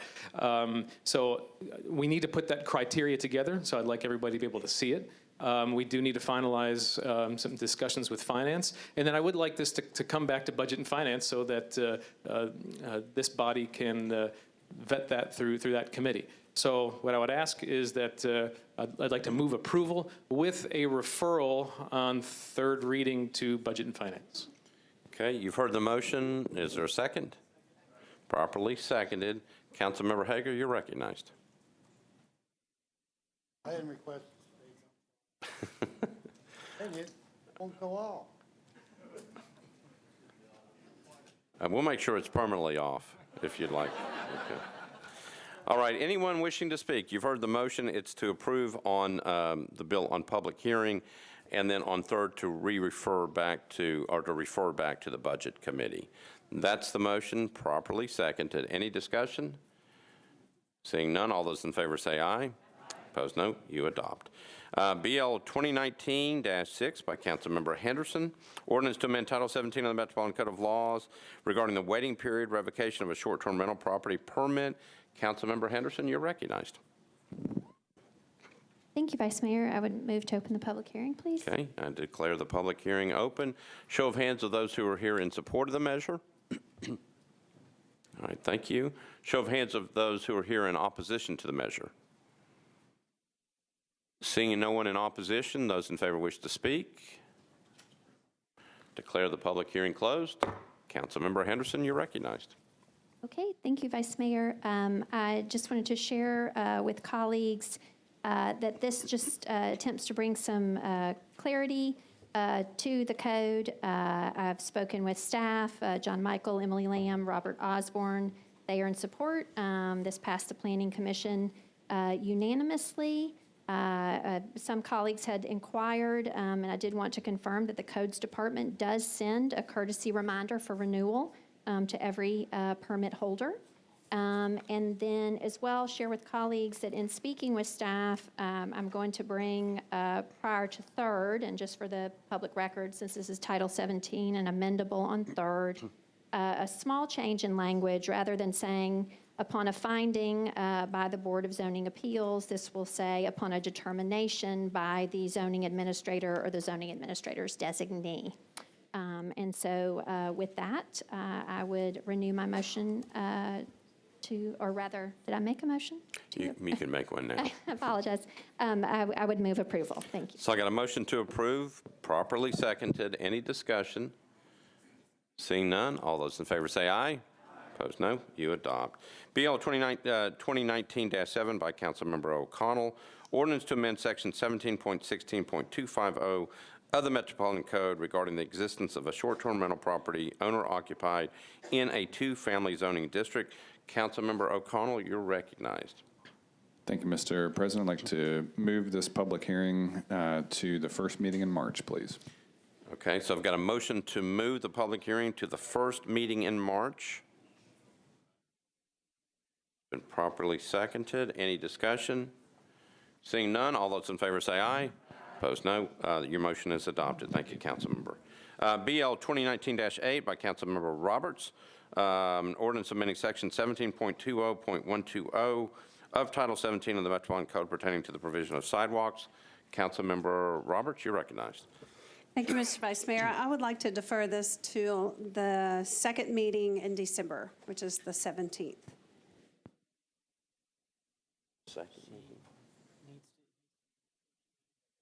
Right. So, Councilmember Roberts, it has to be the first meeting of a month in order to get it in front of, for a public hearing. So you can either do it first meeting in December, first meeting in January. Don't I have the 90-day rule? Don't I have to do it in December? No? Okay. The answer is no. The answer is I'm thinking. If it's to a date specific, then you're fine. Okay, so let's defer it to the first meeting in January. Okay. So the motion is to defer to the first meeting in January, properly seconded. Any discussion? Seeing none, all those in favor say aye. Opposed, no. You adopt.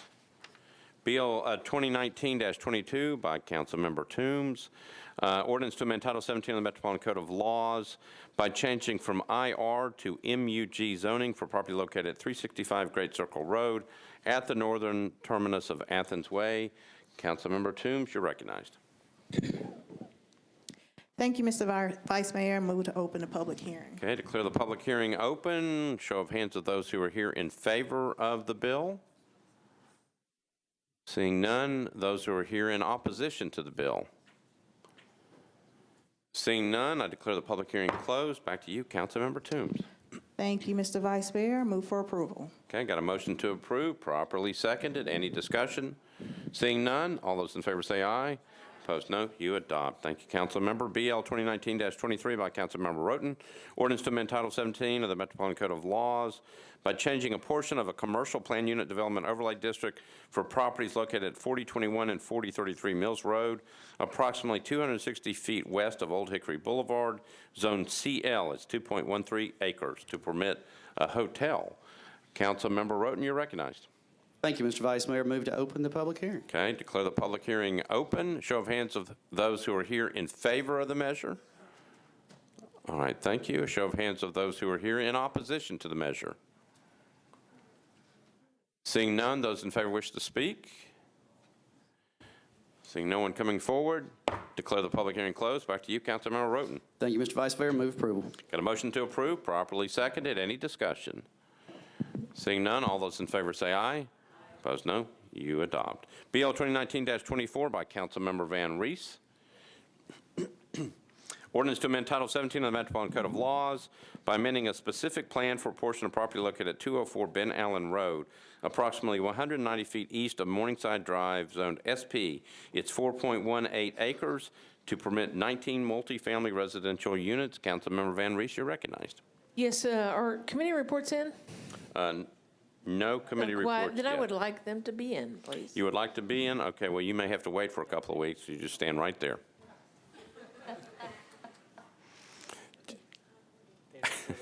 They're not at the committees yet. Okay, sorry. That's okay. I would like to move approval. Well, let's have the public hearing first. A public hearing, please. Okay.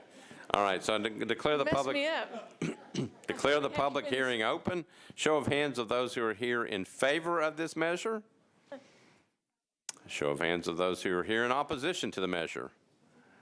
Seeing none, declare the public hearing closed. Back to you, Councilmember Van Rees. I repeat my motion for approval, please. I got a motion for approval, properly seconded. Any discussion? Seeing none, all those in favor say aye. Opposed, no. You adopt. BL 2019-25 by Councilmember Roberts, an ordinance to amend Title 17 of Metropolitan Code of Laws by amending a portion of a specific plan for properties located at 54th Avenue North, unnumbered, at the current terminus of 54th Avenue North. It's 11.33 acres, to permit up to 361 multifamily residential units and to allow a maximum of 4 stories in Zone 1 and Zone 2.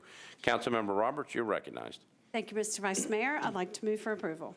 How about if we get that public hearing? Nope.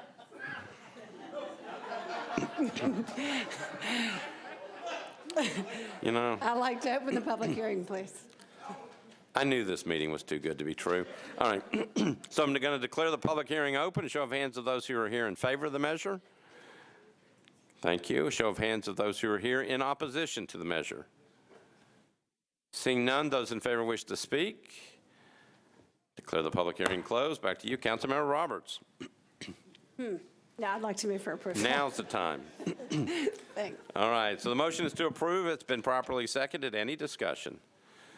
Seeing none, all those in favor say aye.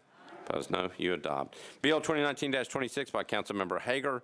Ordinance to amend Title 17 of the Metropolitan Code of Laws by changing from MUN to SP zoning for properties located at 101 Pitts Avenue and Pitts Avenue unnumbered at the corner of Pitts Avenue and Old Hickory Boulevard. It's 4.37 acres. Permit a self-service storage use.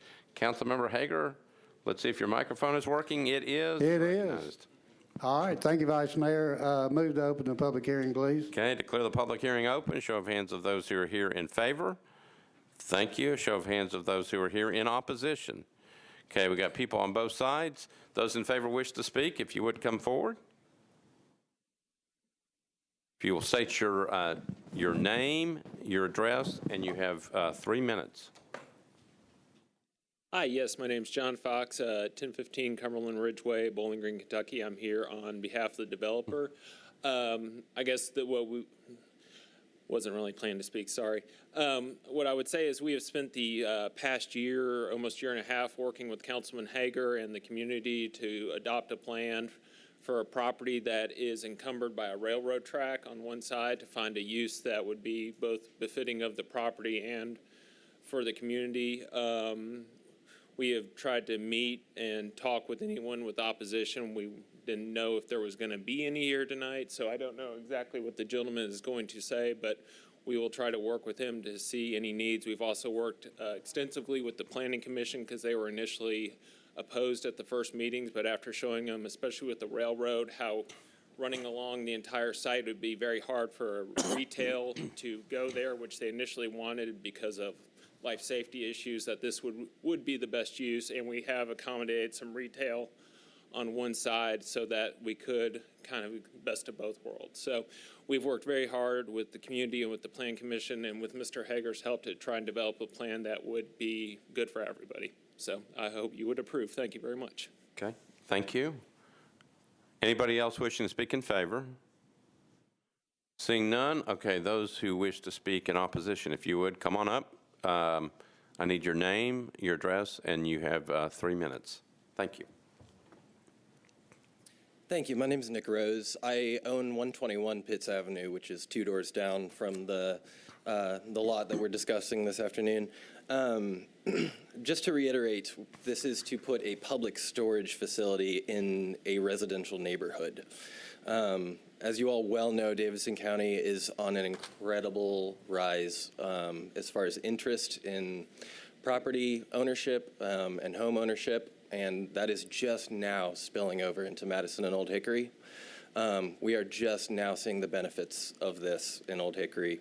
I'm the biggest example of which I just bought this house this year, and it's a beautiful neighborhood and a beautiful home.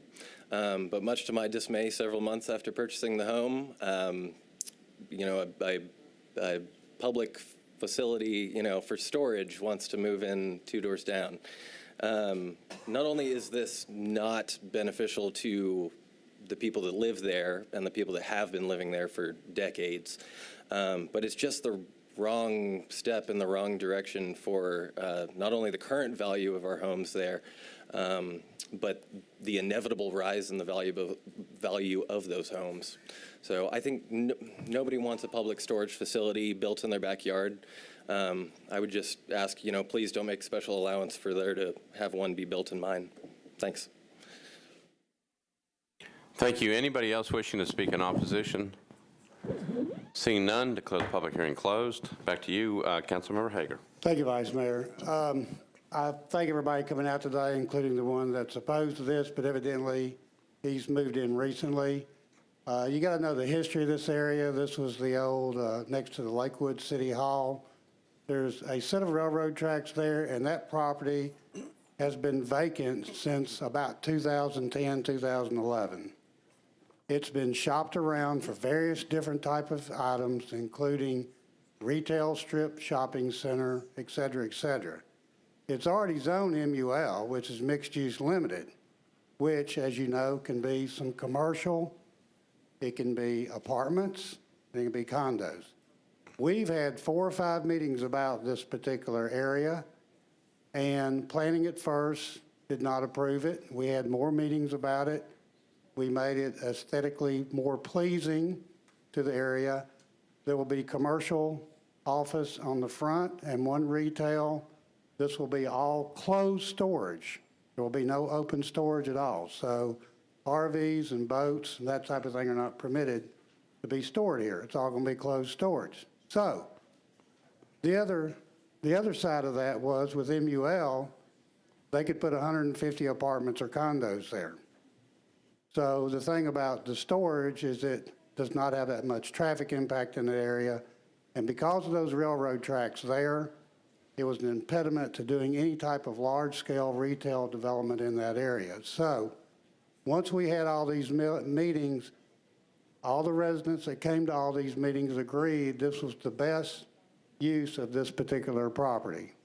And that's why we all agreed to pass this the way it was.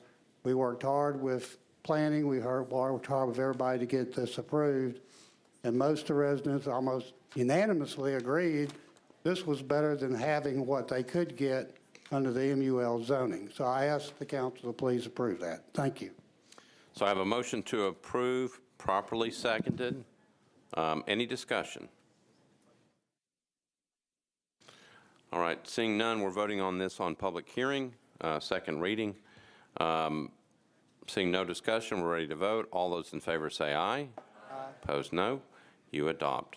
Again, it's a passage on second reading. BL 2019-27 by Councilmember Roberts. Ordinance to amend Title 17 of the Metropolitan Code of Laws by changing from IR to SP zoning for properties located at 5800 Centennial Boulevard and 1720 61st Avenue North, approximately 430 feet west of Ohio Avenue at 6.15 acres, to permit up to 300 multifamily residential units. Councilmember Roberts, you're recognized. Thank you, Mr. Vice Mayor. I'd like to open the public hearing, please. Okay, declare the public hearing open. Show of hands of those who are here in favor of the measure. Those who are here in opposition to the measure. Seeing nobody on either side, declare the public hearing closed. Back to you, Councilmember Roberts. I'd like to move for approval, please. Okay, I got a motion to approve, properly seconded. Any discussion? Seeing none, all those in favor say aye. Opposed, no. You adopt. BL 2019-28 by Councilmember Mendez. Ordinance to amend Title 17 of the Metropolitan Code of Laws by changing from R6 to RM15A zoning for property located at 807 and 811 Watts Lane, approximately 175 feet west of Watts Terrace. It's 1.42 acres. Councilmember Mendez, you're recognized. Move to open the public hearing. Okay, declare the public hearing open. Show of hands of those who are here in favor of the measure. All right, show of hands of those who are here in opposition to the measure. Seeing nobody in opposition, nobody wishes to speak, declare the public hearing closed. Let me go to Councilmember Mendez first. Councilmember Mendez. I'd like to move approval on second reading. Okay, so I've got a motion to approve, properly seconded. Councilmember Roberts, you're recognized. So this is in my district. We've done tons of meetings. We are covered. Everything's good, but I need to recuse myself and go on record as not voting on this, please. Okay, so you're going to recuse yourself? I didn't. I meant abstain. Abstain. Okay, you can abstain from voting on this. Okay, so I've got a motion to approve, properly seconded. It's on second reading, okay, on the board. Okay, so it's a proper motion, properly seconded. There's going to be one abstention. Everybody okay with not going on the board? Okay, without objection, then we'll just take a voice vote, recognizing there is one abstention. All those in favor say aye. Aye. Opposed, no. You adopt. Thank you. All right, BL 2019-29 by Councilmember O'Connell. This is an ordinance to amend Title 17 of the Metropolitan Code of Laws by changing from CS to an R6 to MULA zoning for properties located at 506 and 508 Fisk Street and 1708 Pearl Street at the northwest corner of 17th Avenue North and Pearl Street is 1.31 acres. Councilmember O'Connell, you're recognized. Thank you, Mr. President. I'd like to open the public hearing, please. Okay, declare the public hearing open. Show of hands of those who are here in favor of the measure. Okay, show of hands of those who are here in opposition to the measure. Seeing nobody in opposition, those in favor wish to speak. Nope, declare the public hearing closed. Councilmember O'Connell, you're recognized. Thank you, Mr. President. I'd like to move approval. Got a motion to approve, properly seconded. Any discussion? Seeing none, all those in favor say aye. Opposed, no. You adopt. All right, so that concludes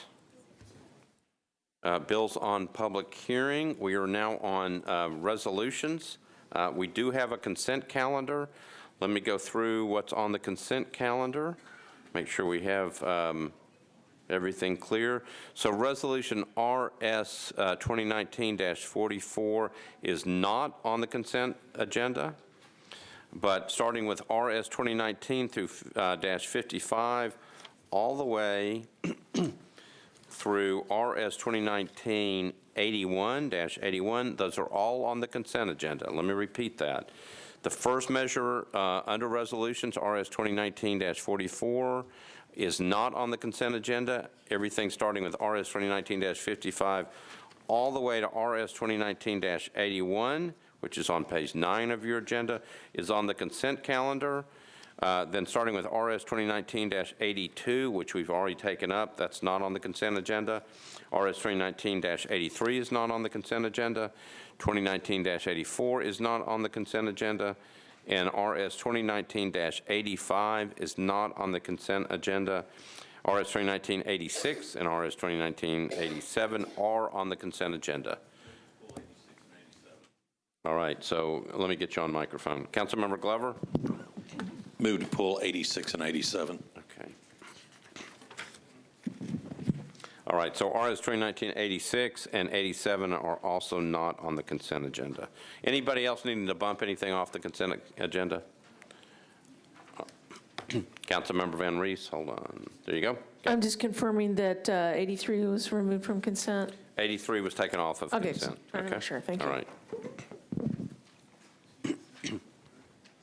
Okay, seeing nobody else that needs to bump anything, I'm going to go through the items on the consent agenda, and then we'll go back and get committee reports. RS 2019-55 by Mendes, Stiles, and others.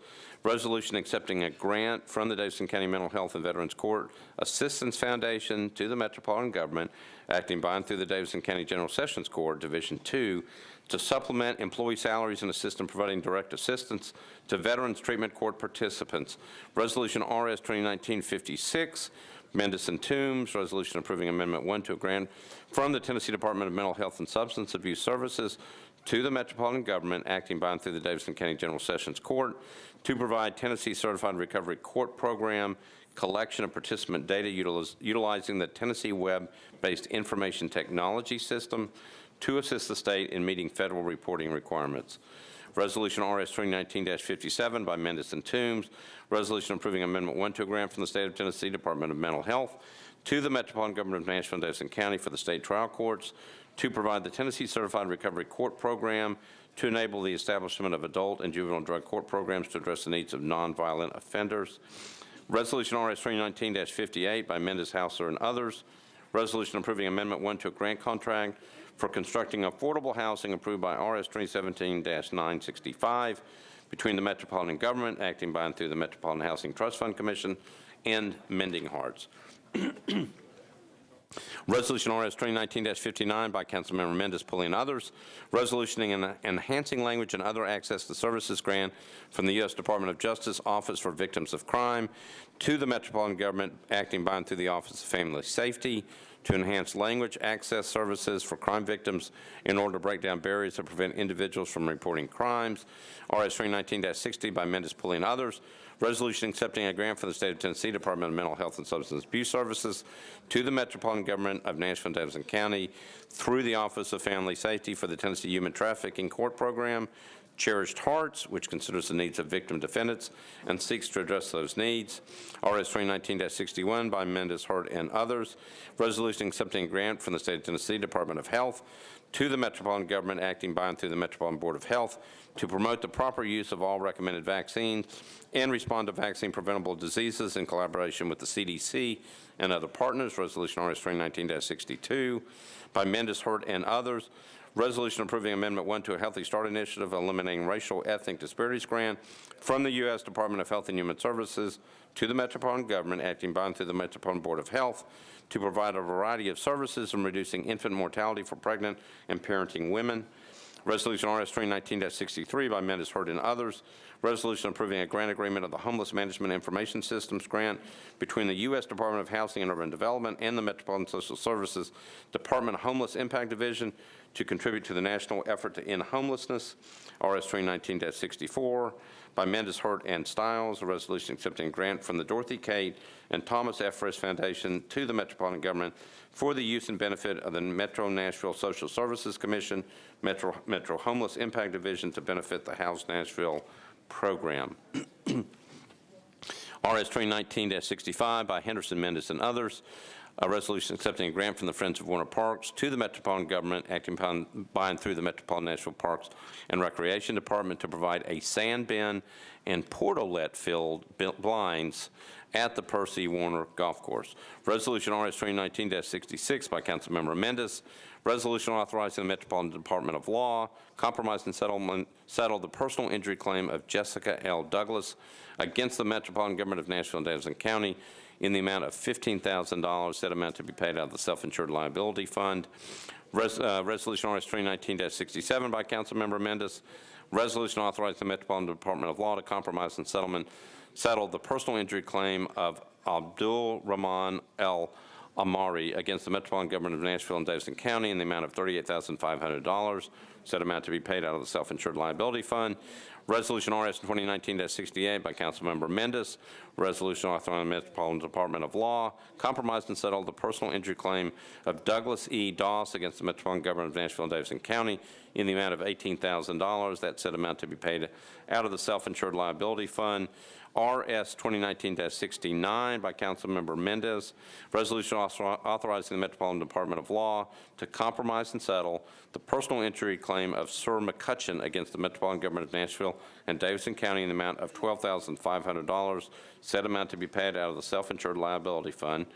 Resolution RS 2019-70 by Hancock, Mendes, and Hager.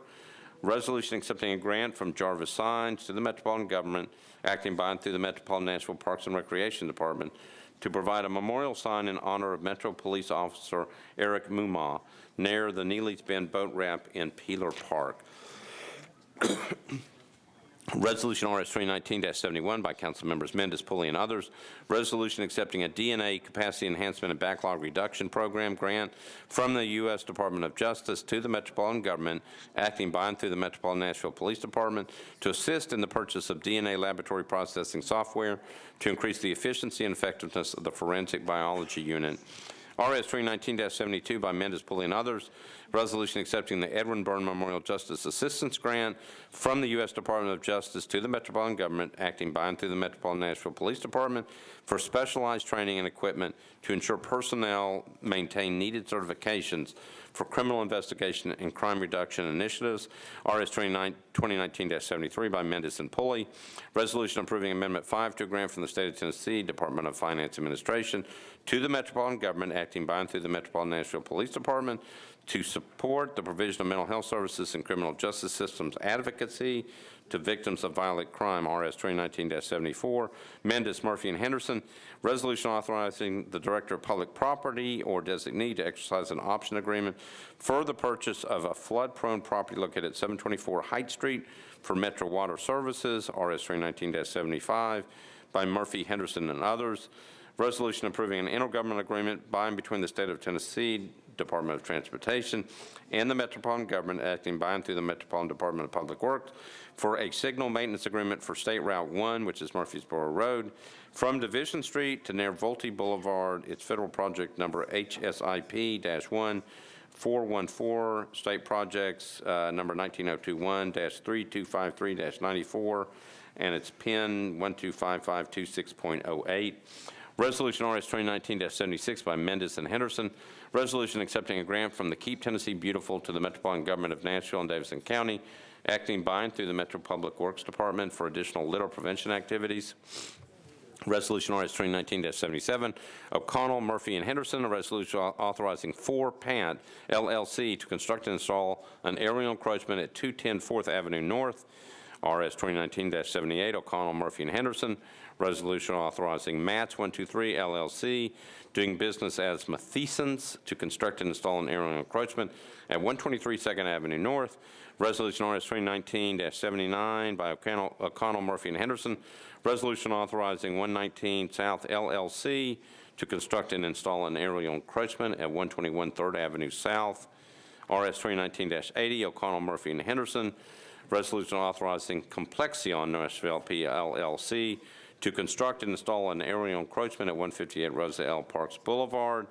Resolution RS 2019-81 by Councilmember Rosenberg. This is a resolution approving the election of certain notary publics for Davidson County. And I believe that is it. Those are the measures on the consent calendar. Does anything need to be bumped? All right, seeing none, I'm going to go to committee reports. Wherever they may be, here they are. Okay, I'm going to start with the ad hoc affordable housing. Councilmember Allen, you are recognized. Thank you, Mr. Vice Mayor, Council. The Ad hoc Affordable Housing Committee met on Resolution RS 2019-58 and voted for approval, 8 in favor, 0 against. All right, thank you. Councilmember Mendez, Budget and Finance. For resolutions 2019-55 through -69, the committee recommended approval, 8 in favor, 0 against. For resolutions 2019-70 and 71, the approval was recommended, 9 in favor, 0 against. And for 72 through 76, the recommendation was 10 in favor and 0 against. All right, thank you. Councilmember Hurt, you're recognized for Health and Hospitals.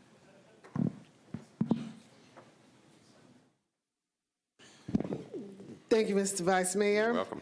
The Health, Hospitals, and Social Services Committee met on resolutions 2019-61, 62, 63, 64, and voted 7 in favor and 0 against. All right, thank you. Planning and Zoning, Councilmember Murphy. Planning, Zoning, and Historical, Resolution 2019-44, 12 in favor, 0 against. Resolution 2019, I'm sorry, the last one was 44. This one's 74. 74, we're not on 44 yet. Okay. 12 in favor, 0 against. 2019-75, 12 in favor, 0 against. 77, 12 in favor, 0 against. 78, 12 in favor, 0 against. 79, 12 in favor, 0 against. 80, 12 in favor, 0 against. And that's it. Okay. Thank you, Councilmember Murphy. Councilmember Pulley, Public Safety. Public Safety recommended approval of RS 2019-59, 60, and 71 through 73, 5 in favor and 0 against. All right.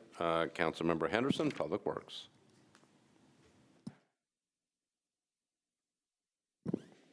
Thank you, Vice Mayor. The Public Works Committee recommended approval of Resolution 74, 10 in favor, 0 against. 75, 11 in favor, recommending approval, 0 against. And then resolutions 76, 77, 78, 79, 80, all recommending approval with 12 in favor and 0 against. All right. Thank you, Councilmember. I need a report from Parks. Councilmember Hager is out. Either Councilmember Young, if you can look over on his desk, or if anybody knows what the committee did. Councilmember Young, you're recognized for the Parks Committee report. It is 65 and 70. Approved, 65 was approved, 6-0, and 70 was approved, 6-0 as well. All right, thank you. You make a good chairman. All right, Councilmember Rosenberg, you're recognized for rules. Thank you, Mr. President. Speaking of that, you've got 81. Yeah, 81 was 6 in favor, none against, and with all committee reports, and I move approval. Okay, got a motion to approve the consent agenda, properly seconded. Any discussion? Seeing none, all those in favor say aye. Opposed, no. You adopt. All right, so we're now back on measures that were not on the consent agenda. First one up is RS 2019-44 by Councilmember Murphy and Stiles.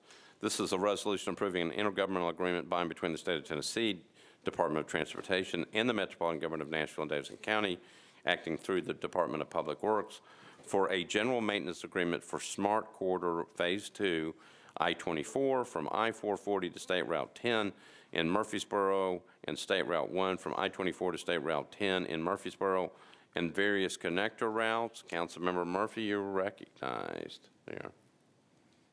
Thank you, Vice Mayor. I would like the committee report for myself, please. All right, so what is your committee report? It is that we voted for the proposed substitute, 12 in favor, 0 against. And with that, I'd like to move the substitute. So it was also referred to Public Works. Oh. So let me see what Councilmember Henderson has to say. Thank you, Vice Mayor. The Public Works Committee recommended approval as substituted, 10 in favor, 0 against. All right, thank you. And then it says it was approved by and re-referred to the Traffic and Parking Commission. Have you all gotten that back, Councilmember O'Connell? We certainly have. Okay, what's your committee report? We voted to approve it 5 in favor, 0 against. All right, thank you. Now back to you, Council. As substituted, I mean. As substituted, thank you. Councilmember Murphy, you're recognized. I'd like to move the substitute. All right, so there's a motion to approve the substitute, properly seconded. Back to you for an explanation of the substitute. The substitute, I believe, corrects maybe like a letter or two that was off on the proposal that was listed from TDOT. So it's really just a housekeeping amendment. Okay, so I got a motion to approve the substitute. Again, it's been properly seconded. Any discussion on the substitute? Seeing none, all those in favor of the substitute say aye. Opposed, no. Substitute is adopted. You're now on your resolution as substituted. And I'd like to move the bill as substituted. Okay. The resolution as substituted. All right, so I got a motion to approve the resolution as substituted, properly seconded. Any discussion? Seeing none, all those in favor say aye. Opposed, no. You adopt. Okay, so we're now, Resolution RS 2019-82 by Councilmember Hancock has been handled. We're now on Resolution RS 2019-83 by Councilmember Van Reese. So resolution requesting participation in the Tennessee Logo Sign Program. Councilmember Van Reese, you're recognized. Yes, committee reports, please. Okay, I've got a committee report from Codes. Councilmember Sledge. Thank you, Mr. Vice Mayor. We deferred one meeting, 9-4-0 against. Okay, and Councilmember O'Connell, Traffic and Parking.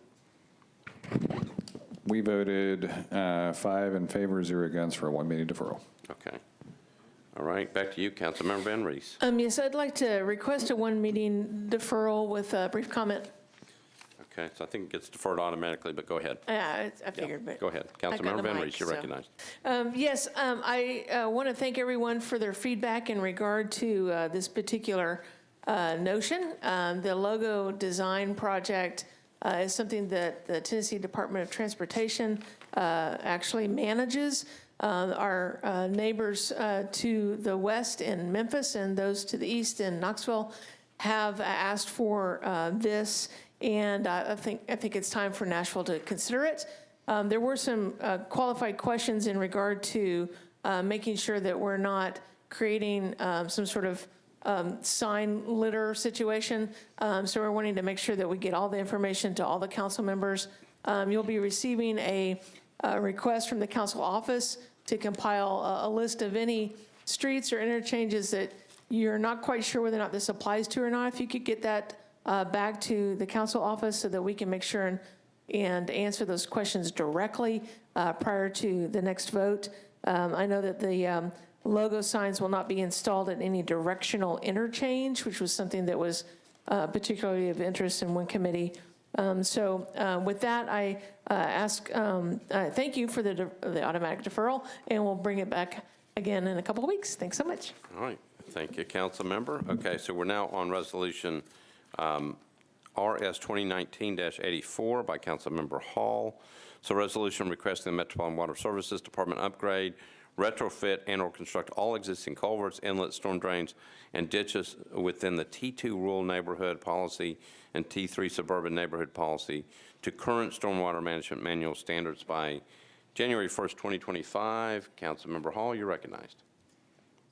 I would do committee reports, but I'm going to move to withdraw.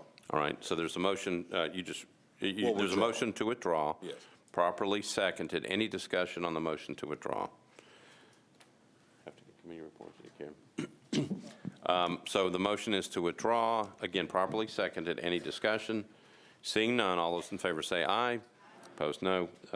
This resolution is withdrawn. Resolution RS 2019-85 by Councilmember Vercher. Resolution requesting the Metropolitan Planning Commission and the Metropolitan Planning Department to amend the adopted subdivision regulations of the Metropolitan Government of Nashville and Davidson County to prohibit the creation of new private streets, require all new streets created as part of a subdivision planning process to be public rights-of-way. Councilmember Vercher, you're recognized. Thank you, Vice Mayor. Before I make my motion, can the planning table tell me with a deferral, when will this go before the Planning Commission? Planning, you're recognized. A resolution actually doesn't require a planning commission recommendation. Okay, perfect. Thank you, Vice Mayor. I move for 1 meeting deferral. All right, so I got a motion to defer 1 meeting. And let me get a committee report from Planning and Zoning. Councilmember Murphy. We're on RS 2019-85. Thank you. We deferred 1 meeting, 12 in favor, 0 against. All right, Councilmember Vercher has moved to defer 1 meeting, properly seconded. Any discussion? Seeing none, all those in favor say aye. Opposed, no. This resolution is deferred 1 meeting. Resolution RS 2019-86 by Councilmembers Nash, Syracuse, and others. Resolution requesting that the President of the United States and Congress of the United States enact comprehensive immigration reform and give Nashville's qualified undocumented neighbors a path to citizenship and an opportunity to fully participate in the life of our community without fear. Councilmember Nash, you're recognized. Thank you, Mr. Vice Mayor. Committee report, please. Committee reports. Councilmember Rosenberg, you're recognized. Thank you, Mr. President. Rules voted in favor, 5 for, 0 against, and 1 abstention. Okay, back to you, Councilmember Nash.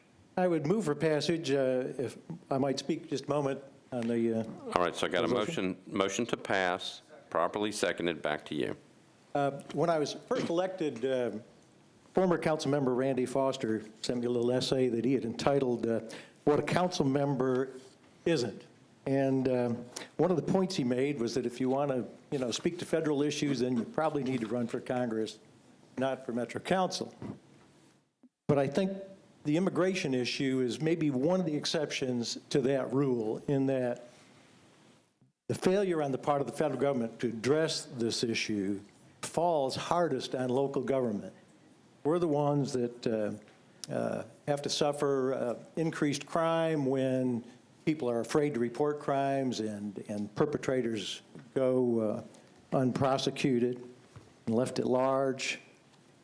Our schools suffer when parents are afraid to go and be supportive of their children in schools. When people are afraid to go and get the health care they need. These are all impact so that we suffer locally. The majority of the immigration violations are civil in nature, not criminal, and our national government can come together and find reasonable remedies and requirements to address those civil infractions and provide documentation and ultimately a path to citizenship for many of our neighbors who are here with us and really contribute to our community. The status quo is no longer acceptable, and it's time that Congress and the federal administration fix it. Now, I'm under no delusions. This resolution is only symbolic.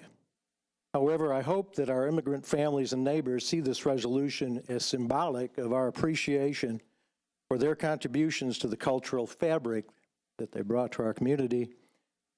And though we may just be a lone voice in the wilderness at the moment, I hope others will join us and that we can become a chorus of voices that will be heard in the halls of Congress and in the White House. And I want to thank those who have signed on and co-sponsored this resolution. Thank you, Councilmember. Councilmember Suara, you're recognized. Thank you, Vice Mayor. I want to speak in support of this resolution, and I want to speak to the term that the undocumented population in this community, I think oftentimes we look at that population as people that have done something wrong, and that is not right. I could remember that one of the resolutions we passed a couple of maybe 2 meetings ago was about children that were adopted from outside of the United States and brought in here, but were not given status. So that population includes a whole lot of kids that were born here, that were brought here when they were very young, and a whole lot of other people. And we're talking about immigration. We talk about Nashville being welcoming. We talk about making sure that everyone participates in our city. So I recommend that we look at that. It's symbolic, but a good immigration policy is one that would impact everyone, and Nashville has a very high immigrants population. So I recommend that my colleagues will pass it. Thank you. All right, thank you, Councilmember. Councilmember Sepulveda. Thank you, Mr. President.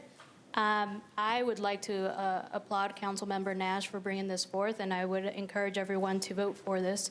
There are a lot of immigrants in this city. They have built this city. They go to school with many of your children. They are your neighbors. And, you know, it's traumatizing for families that are being separated. There are children that come home and their parents are not there. I have constituents who tell me that their neighbors go and knock on their door when they need to call police because they're afraid something bad is going to happen to them. And I don't think we should stand for that. So I would encourage everyone to vote for this. Thank you, Councilmember. Councilmember Porterfield. Thank you so much, Vice Mayor. I will be brief. Thank you for bringing this forward, Councilmember Nash. I also stand in support. An argument that we often hear when talking about the immigrant community is why don't people come here legally? And a lot of people don't really understand the barriers that that our immigrant families face, and that there is no clear path in many cases to getting to coming into our country legally. So I stand in support, asking that we encourage the president and we encourage the powers that be to formalize this process so that people can have a clear path, and people who are trying to do the right thing will have that opportunity. So thank you. All right, thank you, Councilmember. Anybody else in the queue? All right, so we are on Resolution RS 2019-86. There's been a motion to approve. It's been properly seconded. We'll try to do this by voice vote. All those in favor say aye. Aye. Opposed? No? Abstain? So on a resolution, we need to go on the board. We're on Resolution RS 2019-86. Madam Clerk, are you ready? Okay, we need to go on the board. RS 2019-86. Council members, you're voting on this. Madam Clerk, open up the machines.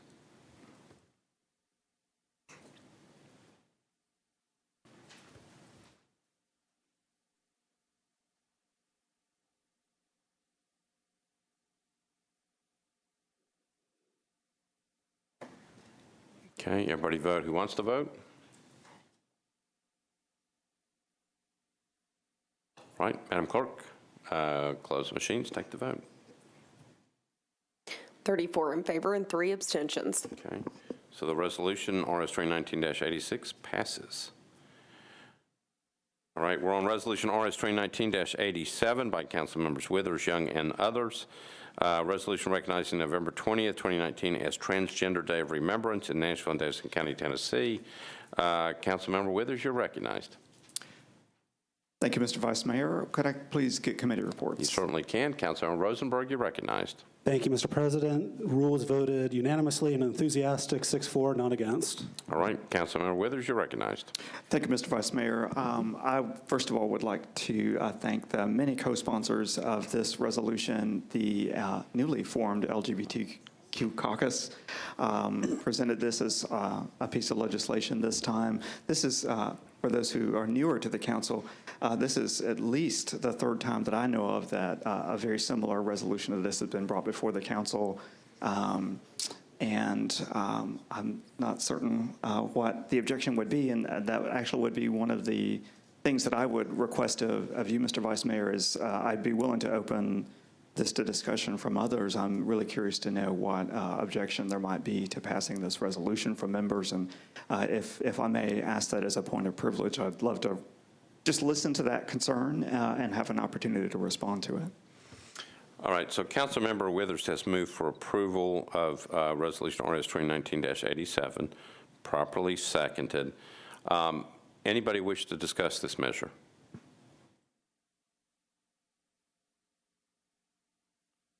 There's only one person in the queue. I can go to Councilmember Young. Councilmember Young, you're recognized. Previous question. Previous question is called.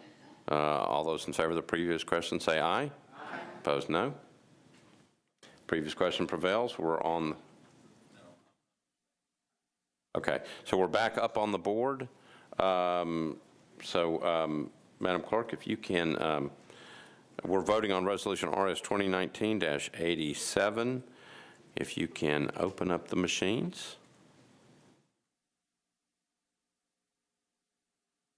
Previous question prevailed, so we're on the resolution. Okay, so we're voting on the resolution. If you're for the resolution, you vote aye. If you're against it, you vote no.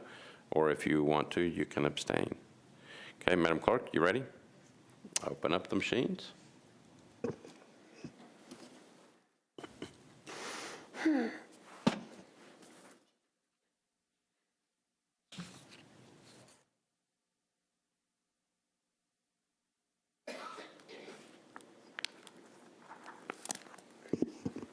Okay, everybody voted who wanted to vote? Madam Clerk, close the machines, take the vote.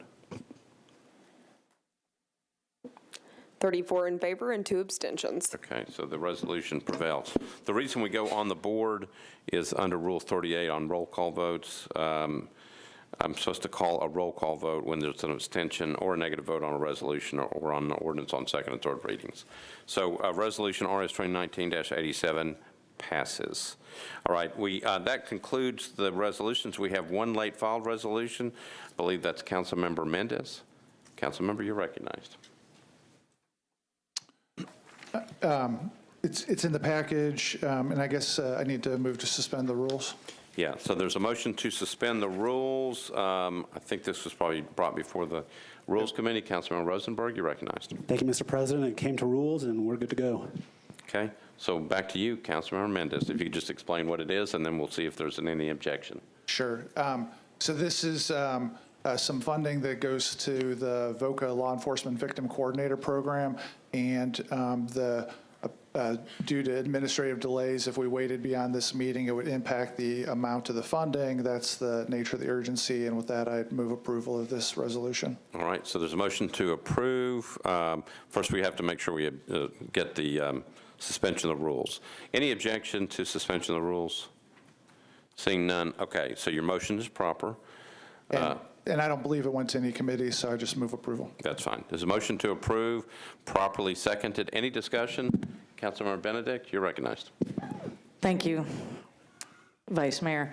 So I have a few questions about this. I totally understand it, but I have a question about the some of the language.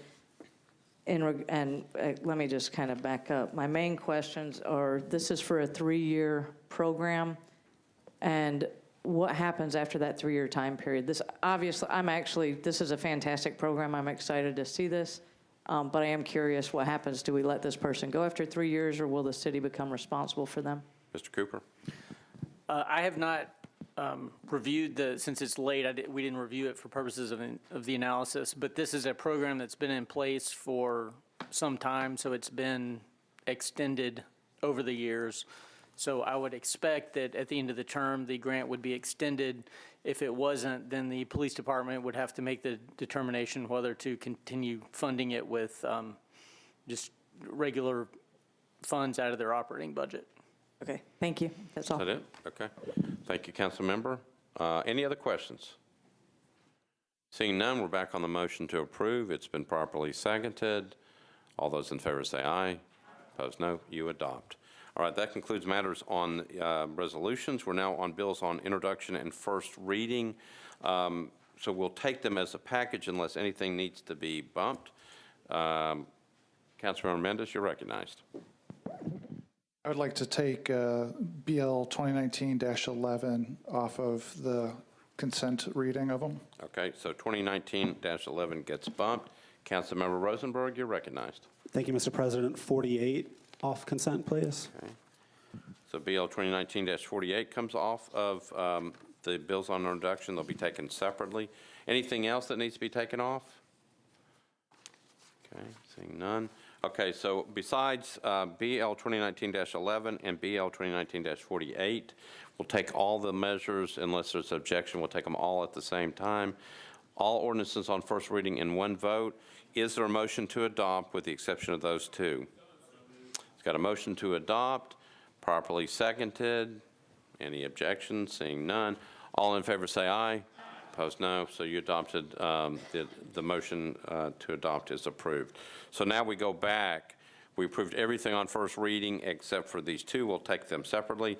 BL 2019-11 by Councilmember Mendez.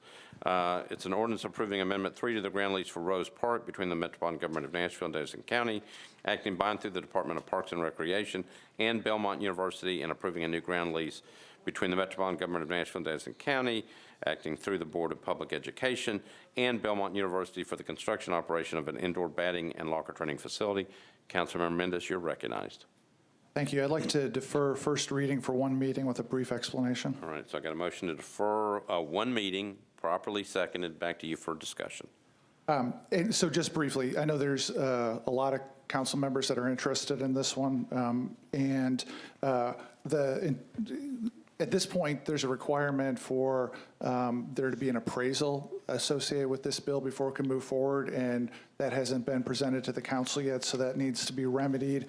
And then the idea here is that at the next meeting, it'll go through on first reading, and we'll ask for a public hearing in the first meeting in December. That's not required for this bill, but given the level of community involvement and council member interest, and since I remain so far the only sponsor, I want to make sure there's plenty of opportunity for everybody to hear about it and the community to talk about it. So the idea is defer one more time on first reading. Hopefully the appraisal shows up to us, and then get it past first reading and have a public hearing in the beginning of December.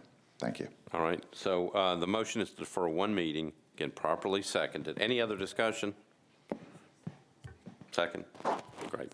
All right, so seeing nobody else in the queue, all those in favor of the motion to defer one meeting, say aye. Aye. Opposed, no. You adopt. Thank you, Councilmember Mendez. We're on BL 2019-48 by Councilmember Rosenberg. This is an ordinance amending Section 17.16.250 of Title 17 of the Metropolitan Code of Laws relative to home occupation. Councilmember Rosenberg, you're recognized. Thank you, Mr. President. I'd like to move approval of this bill on first reading and defer second reading and the public hearing until the first meeting in January at the request of the Planning Department, please. Okay, so this is a motion to approve first reading, which is proper, and then move to defer second reading until when? First meeting in January. First meeting in January. Okay. All right, that's the motion, properly seconded. Any discussion on the motion? Seeing none, all those in favor say aye. Aye. Opposed, no. You adopt. Thank you, Councilmember Rosenberg. All right, so I think that concludes all measures on first reading. So we're now on page 17. These are bills on second reading. And so every so often, we tried this last term, bills that are basically deal with either stormwater or water mains or things like that, we can put on a consent agenda, so we take them all quickly at the same time. So we have a consent agenda for bills on second reading. Let me go through the bills, make sure you're good with them. I'll go through all of them. We don't have a lot of bills on second reading. So the first bill on page 17, 2019-4, is not on consent. 12 is not on consent. BL 2019-30 is not on consent. BL 2019-31 is not on consent. 33, 2019-33 is on consent. 2019-34 is on consent. 35 is not on consent. And all the rest of the bills on the calendar through up to bills on third reading are on the consent agenda. So what I've got is BL 2019-33, 34, 36, 37, 38, 39, 40, and 41 are on our second reading consent agenda. Anything needs to be bumped off of that? All right, seeing none, let me read through the captions. So we're on BL 2019-33 by Mendez, Hancock, and others. An ordinance amending BL 2019-1626, establishing a program for the purpose of providing assistance to low-income elderly residents of the metropolitan government for the fiscal year 2019 through 2020. BL 2019-34, Syracuse, Murphy, and others. Ordinance approving an amendment to an existing conservation easement and accepting a temporary construction easement to be used in connection with the development of the Opry Mills Connector Greenway. BL 2019-36 by Murphy. Ordinance to amend the Geographic Information System Street and Alley Centerline layer for the Metropolitan Government of Nashville and Denison County by abandoning alley number 691 right-of-way and easement. BL 2019-37 by Sledge and Murphy. Ordinance to amend the GIS System Street and Alley Centerline layer for the Metropolitan Government of Nashville and Denison County by abandoning alley number 402 right-of-way. BL 2019-38, O'Connell and Murphy. Ordinance to amend the GIS System Street and Alley Centerline layer for the Metropolitan Government by abandoning a portion of alley number 413 right-of-way and easement. BL 2019-39, Murphy and Benedict. Ordinance authorizing the Metropolitan Government of Nashville and Denison County to negotiate and accept permanent and temporary easements for the Stratford Avenue Stormwater Improvement Project for 21 properties located along Stratford Avenue, McChesney Avenue, Gallatin Pike, and Catherine Street. BL 2019-40 by Murphy. Ordinance to authorize the Metropolitan Government of Nashville and Denison County to abandon an existing public water main and easements and to accept new public sewer and water main, sanitary sewer manholes, and a fire hydrant assembly and easements for property located at 910 Robinson Road. And BL 2019-41 by Taylor and Murphy. Ordinance authorizing the Metropolitan Government of Nashville and Denison County to abandon an existing easement rights located between Felicia Street to alley number 945, formerly known as 30th Avenue North. Those are the items on the second reading consent agenda. Does anything need to be bumped? All right, seeing none, we'll take some committee reports. Councilmember Mendez, you're recognized for Budget and Finance. I think the only one I need to report on is BL 2019-33, which was recommended for approval, 11 in favor, 0 against. That is correct. Parks, Library, and Arts, Councilmember Hager, you're recognized. It's approved, 6-0, 0 against. Okay, Planning and Zoning, Councilmember Murphy, you're recognized. Thank you. BL 2019-34, 12 in favor, 0 against. BL 2019-36, 12 in favor, 0 against. BL 2019-37, 12 in favor, 0 against. BL 2019-38, 12 in favor, 0 against. BL 2019-39, 12 in favor, 0 against. BL 2019-40, 12 in favor, 0 against. BL 2019-41, 12 in favor, 0 against. All right, thank you. Public Works, Councilmember Henderson, you're recognized. Thank you, Vice Mayor. The Public Works Committee recommends approval of BL 36, 37, 38, 39, 40, and 41. Again, approval recommended, 12 in favor, 0 against of all bills. Thank you, Councilmember. Councilmember O'Connell, you're recognized. Traffic and Parking. Thank you, Mr. President. We voted 5 in favor, 0 against to defer 2 meetings. Which one are you on? We're on 36, 37, 38. I'm sorry, 36. I was off by 1. I was on 35. We voted 36, 37. All of those were 5 in favor, 0 against. Sorry. All right, that's fine. And then I just need a motion, preferably from you, Councilmember O'Connell, to move the consent agenda for approval. I would be happy to move the consent agenda for approval. That is wonderful. I got a properly second. Any discussion? Seeing none, all those in favor say aye. Opposed, no. You adopt. Thank you, Councilmember O'Connell. All right, so we're back on bills on second reading that were not on the consent agenda. BL 2019-4, this is the first measure on it by Councilmember Sledge. 2019-4 as amended. Ordinance amending Chapter 6.04 of the Metropolitan Code of Laws to prohibit aerial advertising. Councilmember Sledge, you're recognized. Thank you, Mr. Vice Mayor. I'll ask for committee reports and start with codes, which went for one meeting deferral, 9-4-0 against. Okay, and then I've got Public Works. Councilmember Henderson, you're recognized. Public Works recommended a deferral of one meeting, 12 in favor, 0 against. Right, and I got Conventions, Tourism. Who's got that one? Oh, there he is, Councilmember Swope. At the sponsor's request, Convention, Tourism, Public Entertainment Facilities voted to defer one meeting, 7-4, 0 against. All right, I think I know what's coming. Councilmember Sledge, what's happening? Thank you, Mr. Vice Mayor. I move for one meeting deferral. Got a motion to defer one meeting. It's properly seconded. Any discussion? Seeing none. All those in favor of the motion to defer, say aye. Opposed, no. You adopt. All right, BL 2019-12 by Council Members Mendez, Hager, and others. Ordinance approving a lease agreement between the Metropolitan Government of Nashville and Davidson County through the Metropolitan Board of Parks and Recreation and the Sports Authority of the Metropolitan Government for a community ice hockey and skating recreation complex located at 1 Bellevue Place. Councilmember Mendez, you're recognized.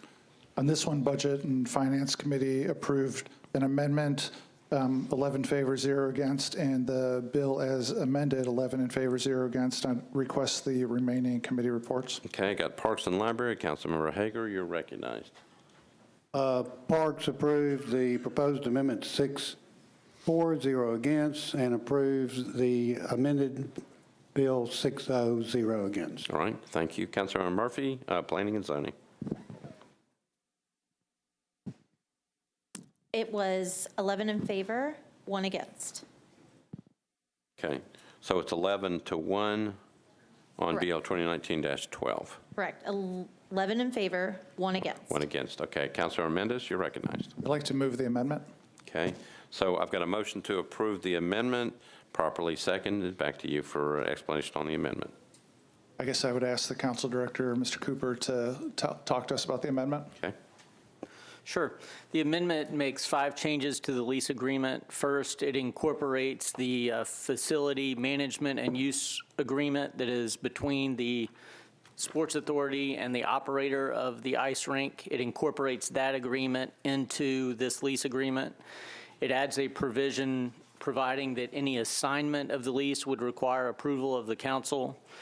It makes the term of the management and use agreement and the lease agreement the same, so that the terms would mirror for both agreements. It would add a provision that the lease agreement would terminate automatically if the management and use agreement ever terminated. And finally, it expressly provides that Metro would not be responsible for any utilities for the property. All right, thank you. And Councilor Mendez. I'll add, so having this ice rink be built in Bellevue is something that is widely supported both in Bellevue and throughout the community. And the deal was put in place at the end of the last administration to mirror the deal for the ice rink in Antioch. And when this came to us the first time a few weeks ago, frankly, it just gave all of Metro's authority to the Sports Authority for up to a 75-year time period. And this amendment dramatically brings the lease in line so that if for whatever reasons the Sports Authority terminates the Predators' use of the rink, then Metro is back in the ballgame rather than having, which means we're back in the ballgame, rather than having all the authority at the Sports Authority. So in a nutshell, this makes it so if for whatever reason ever falls apart where the Preds would be using the ice rink out in Bellevue, Metro would be making the decisions, the council would be making decisions rather than the Sports Authority. That's the nutshell of it. All right, so there's a motion to approve the amendment, properly seconded. Discussion on the amendment. Okay, seeing none, we're voting on the amendment. All those in favor say aye. Opposed, no. You adopt. Councilmember Mendez, you're back on your bill as amended. I'd like to move the bill as amended. Okay, so there's a motion to approve the bill as amended on second reading, properly seconded. Any discussion? Seeing none, all those in favor say aye. Opposed, no. You adopt BL 2019-12 as amended is passed on second reading. We're now on BL 2019-30 by Councilmember Murphy. Ordinance amending Metropolitan Code Chapter 16.04 to restrict barbed wire and/or razor wire fencing along arterials and collector roadways within the urban zoning overlay district and to cross-reference the existing restrictions on barbed wire and/or razor wire fencing along sidewalks in the urban services district. Councilmember Murphy, you're on your bill. Committee reports, please. Codes and Fair and Farmers Market, Councilmember Sledge, you're recognized. The committee voted for a one meeting deferral at the request of the sponsor, 9-4-0 against. All right, thank you. Councilmember Henderson, Public Works. Public Works recommended a one meeting deferral, 12 in favor, 0 against. All right, back to you, Councilmember Murphy. Thank you. With that, I'd like to defer one meeting. All right, so I got a motion to defer one meeting, properly seconded. Any discussion? Seeing none, all those in favor say aye. Opposed, no. You adopt. Thank you, Councilmember Murphy. Okay, and we're back to you, BL 2019-31, Murphy and Stiles, an ordinance amending Metropolitan Code Chapter 16.04 to require a fence permit for all permanent fences to be constructed within Nashville and Davidson County. Councilmember Murphy, you're recognized. Committee reports, please. Councilmember Sledge, Codes, Fair, and Farmers Market. Thank you, Vice Mayor. The committee voted at the sponsor's request to defer one meeting, 9-4-0 against. All right, Councilmember Murphy, you're recognized. Thank you. With that, I'd like to defer one meeting. Okay, so I got a motion to defer one meeting, properly seconded. Any discussion? Seeing none, all those in favor say aye. Opposed, no. Motion to defer one meeting is adopted. BL 2019-35, Councilmember Murphy, ordinance to amend the GIS system street and alley centerline layer for the Metropolitan Government of Nashville and Davidson County by abandoning alley number 377 right-of-way and easement. Councilmember Murphy, you're recognized. Actually, can you go to the district council member to sponsor these? I believe he's signed on. All right, so Councilmember Taylor, have you signed on? Yes. Okay, so I'm going to go to Councilmember Taylor. Committee reports. So planning and zoning, Councilmember Murphy, you're recognized. All right, I guess I could have done that myself, actually. This is one we deferred 2 meetings, 12 in favor, 0 against. All right, Public Works, Councilmember Henderson. Public Works also recommends a 2 meeting deferral, 12 in favor, 0 against. All right, Traffic and Parking, Councilmember O'Connell. Sharing secrets over there with Councilmember Rosenberg. I'm happy to pass our notes to the front if we need to. That's fine. Traffic, Parking, and Transportation voted 5 in favor, 0 against to defer 2 meetings. Okay, Councilmember Taylor, you're recognized. Move for 2 meeting deferral. So the motion is to defer 2 meetings, properly seconded. Any discussion? Seeing none, all those in favor say aye. Opposed, no. Motion is to defer 2 meetings is adopted. I believe that's it, correct?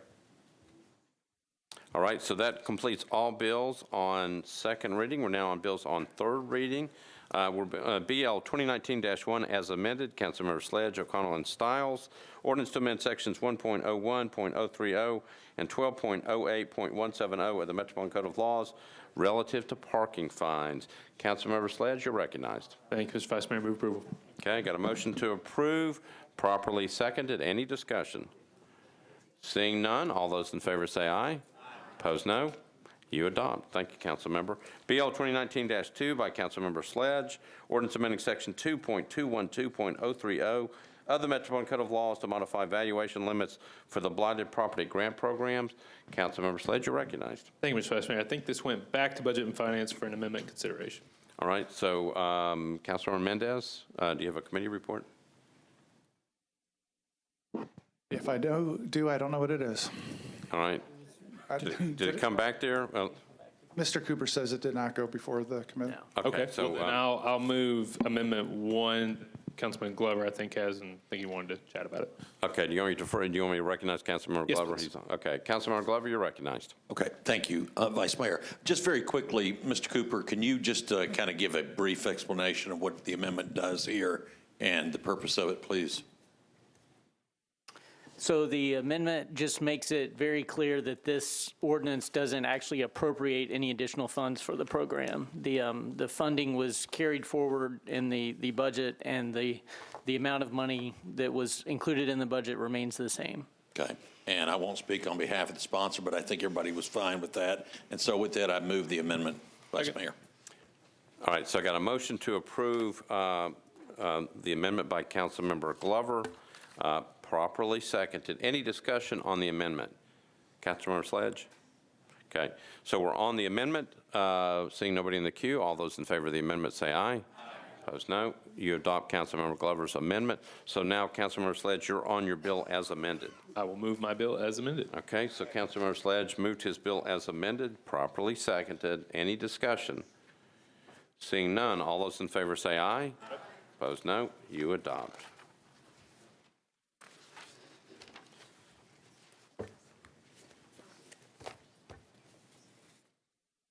So I'm calling for reinforcements. Shift change.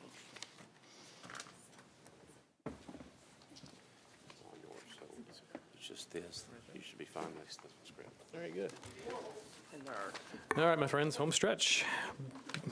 BL 2019-5, Henderson, an ordinance to amend Section 13.08.025 of the Metropolitan Code of Laws relative to honorary street signs. Councilmember Henderson. Okay, I got this. There you go. Thank you, Mr. Pro Tem. I would move approval. Got a motion, properly seconded. Any discussion? All in favor? Against? You adopt. Thank you, Councilmember. BL 2019-9, Councilmember Mendez, an ordinance approving a lease agreement between the Metropolitan Government of Nashville and Davidson County and the Metropolitan Nashville Airport Authority for certain real property located at Nashville International Airport in Davidson County, commonly known as the Luton Center. Councilmember Mendez. All committee reports in, move approval. Motion, second. Any discussion? All in favor? Against? You adopt. Thank you, Councilmember. BL 2019-10, Councilmember Mendez, Gamble, and Vercher. An ordinance approving a contract by and between the Metropolitan Government of Nashville and Davidson County, acting by and through the Mayor's Office and the United Way of Metropolitan Nashville to provide one-on-one financial counseling and other financial education activities at no charge to low-income residents in accordance with the Financial Empowerment Center program model. Councilmember Mendez. All committee reports in, move approval. I have a motion, properly seconded. Any discussion? All in favor? Against? You adopt.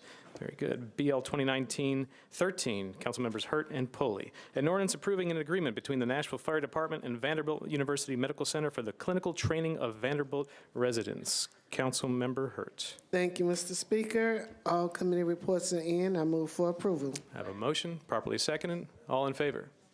Against? You adopt. Thank you very much. BL 2019-14, Councilmember Van Rees and Henderson. An ordinance to amend the Geographic Information Systems Street and Alley Centerline layer for the Metropolitan Government of Nashville and Davidson County by changing the name of Worth Street to Creative Way. Councilmember Van Rees. Yes, with all committee reports in, I request approval. I have a motion, properly seconded. All in favor? Against? You adopt. Thank you, Councilmember. BL 2019-15, Councilmember Hurt, O'Connell, and Vercher. An ordinance providing the honorary street name designation of Reverend James C. Turner Way for a portion of Hawkins Street. Councilmember Hurt.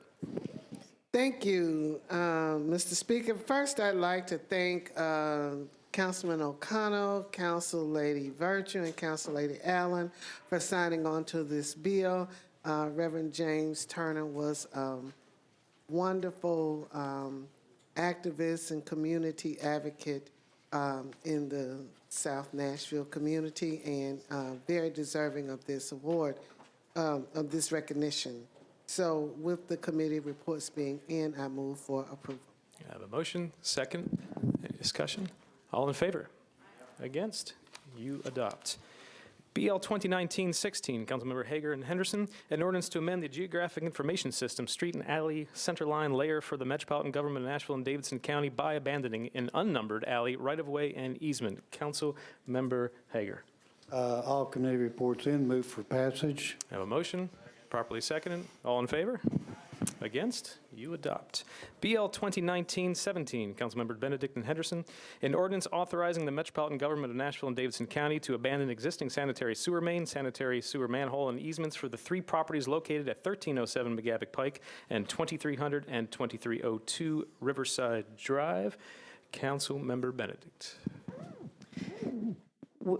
With all committee reports in, I move to approve. I have a motion, a second. All in favor? Aye. Against? You adopt. BL 2019-18, Murphy and Henderson, an ordinance authorizing the Metropolitan Government of Nashville and Davidson County to negotiate and accept permanent and temporary easements for the West End Place Stormwater Improvement Project for 22 properties located on Bowling Avenue, Central Avenue, Greenway Avenue, and West End Place. Council member, can never find him while you're on. There, Councilmember Murphy, there you go. Thank you. With all committee reports in, I request approval. Got a motion, properly seconded. All in favor? You adopt. Any against? You adopt. All right. BL 2019-19, Councilmember Henderson. An ordinance authorizing the Metropolitan Government of Nashville and Davidson County to negotiate and accept permanent and temporary easements for the Tusculum Road Stormwater Improvement Project for 13 properties located on Old Tusculum Road and Tusculum Road. Councilmember Henderson. With all committee reports in, I would move approval, please. A motion, properly seconded. All in favor? Against? You adopt. BL 2019-20, Councilmembers Parker and Henderson, an ordinance authorizing the Metropolitan Government of Nashville and Davidson County to abandon existing sanitary sewer easement rights for property located at 110 North 1st Street. Councilmember Parker. Thank you, Mr. Pro Tem. With all committee reports in, I move for passage. I have a motion, properly seconded. All in favor? Against? You adopt. And finally, BL 2019-21, Councilmembers Murphy and Henderson, an ordinance authorizing the Metropolitan Government of Nashville and Davidson County to abandon existing sanitary sewer main and easements and to accept new sanitary sewer manholes and easements for property located at 3964 Woodland Drive. Councilmember Murphy. Thank you. With all committee reports in, I move approval. I have a motion, properly seconded. All in favor? Aye. Against? You adopt. Do I have a motion to adjourn? It is so moved.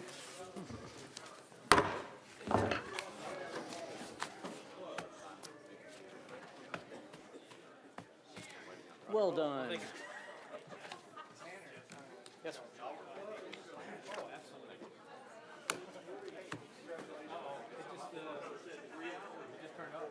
Do you know the score? Okay.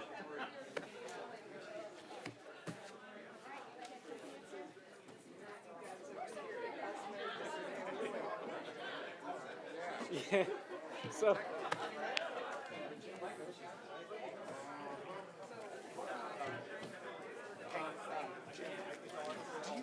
So, does that mean that people the next couple of days, to show up at the control. Oh. Yeah, when is that? That's next week. Next Wednesday, 4:30 to 6:30. Yeah, I'll be happy to. I'll resend you the email so you got the information. I mean, I assume we're going to get a lot of people, but people should show up. So I've thought about sending out something on Fridays. If I could just get to it, 5 things you need to remember, and then every week send it out.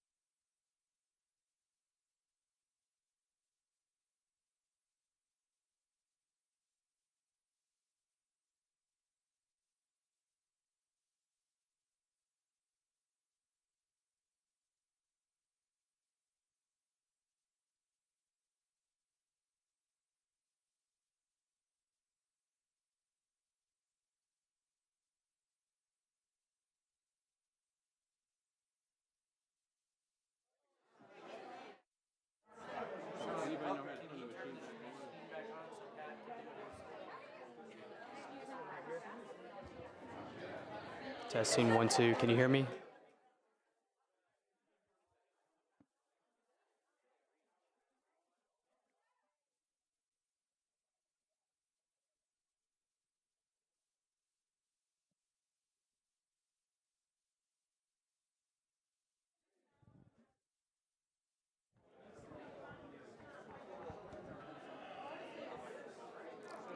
It might take a minute.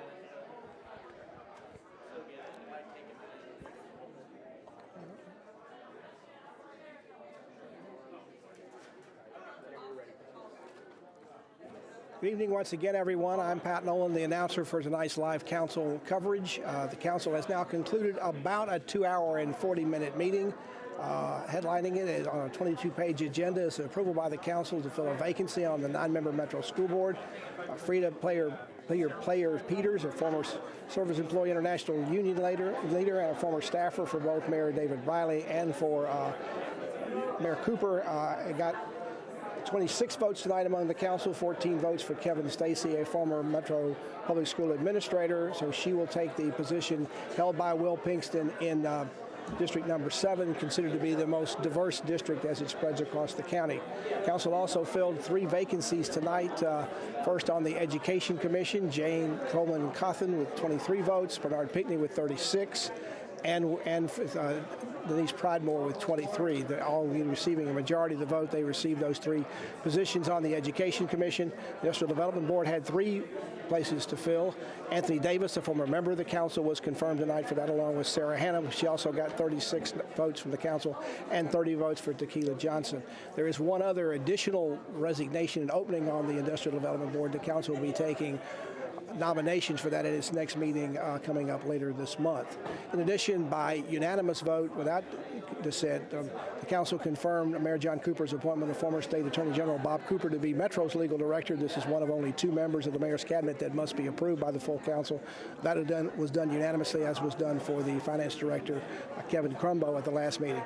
Council also approved its first bill on 3rd reading tonight. The first ordinance coming out of this is actually the bill that will approve an increase in parking fines from $11 to $25 across the board, something that easily passed on 2nd reading and passed unanimously on 3rd reading, and now goes to Mayor Cooper for his signatures. If he does that, as expected he will, that means that these new increase in fines will take effect as early as December the 1st. Council also had a number of bills tonight, had a major bill tonight to raise Metro water sewer rates over a multi-year purposes. This is being mandated by the state because of some financial issues. Council will be having some more meetings about that since the bill only passed on 3rd reading. Be meeting about that with the state in a couple of weeks, along with some other financial matters. Also considered on 2nd reading a bill that increased the income eligibility for low-income residents for property tax relief. The new income levels are up to $29,860 from $29,270. If you want more information about applying for this program, contact the trustee's office. Council also approved a bill that would allow the city to join, along with Rutherford County, a state program that provides tax abatements for improvements for historic properties. The program will be under the Metro Zoning Commission. That pretty much wraps up tonight's agenda. Council is now in recess until 2 weeks from tonight, which will be the 19th of November. We'll be here to provide live coverage. Until then, I'm Pat Nolan, and good night from the council chambers. Tonight's meeting, the Nashville and Davidson County Council. This has been a service of the Metro Nashville Network. If you would like to see this presentation again, or for more information about this and other programs, visit nashville.gov.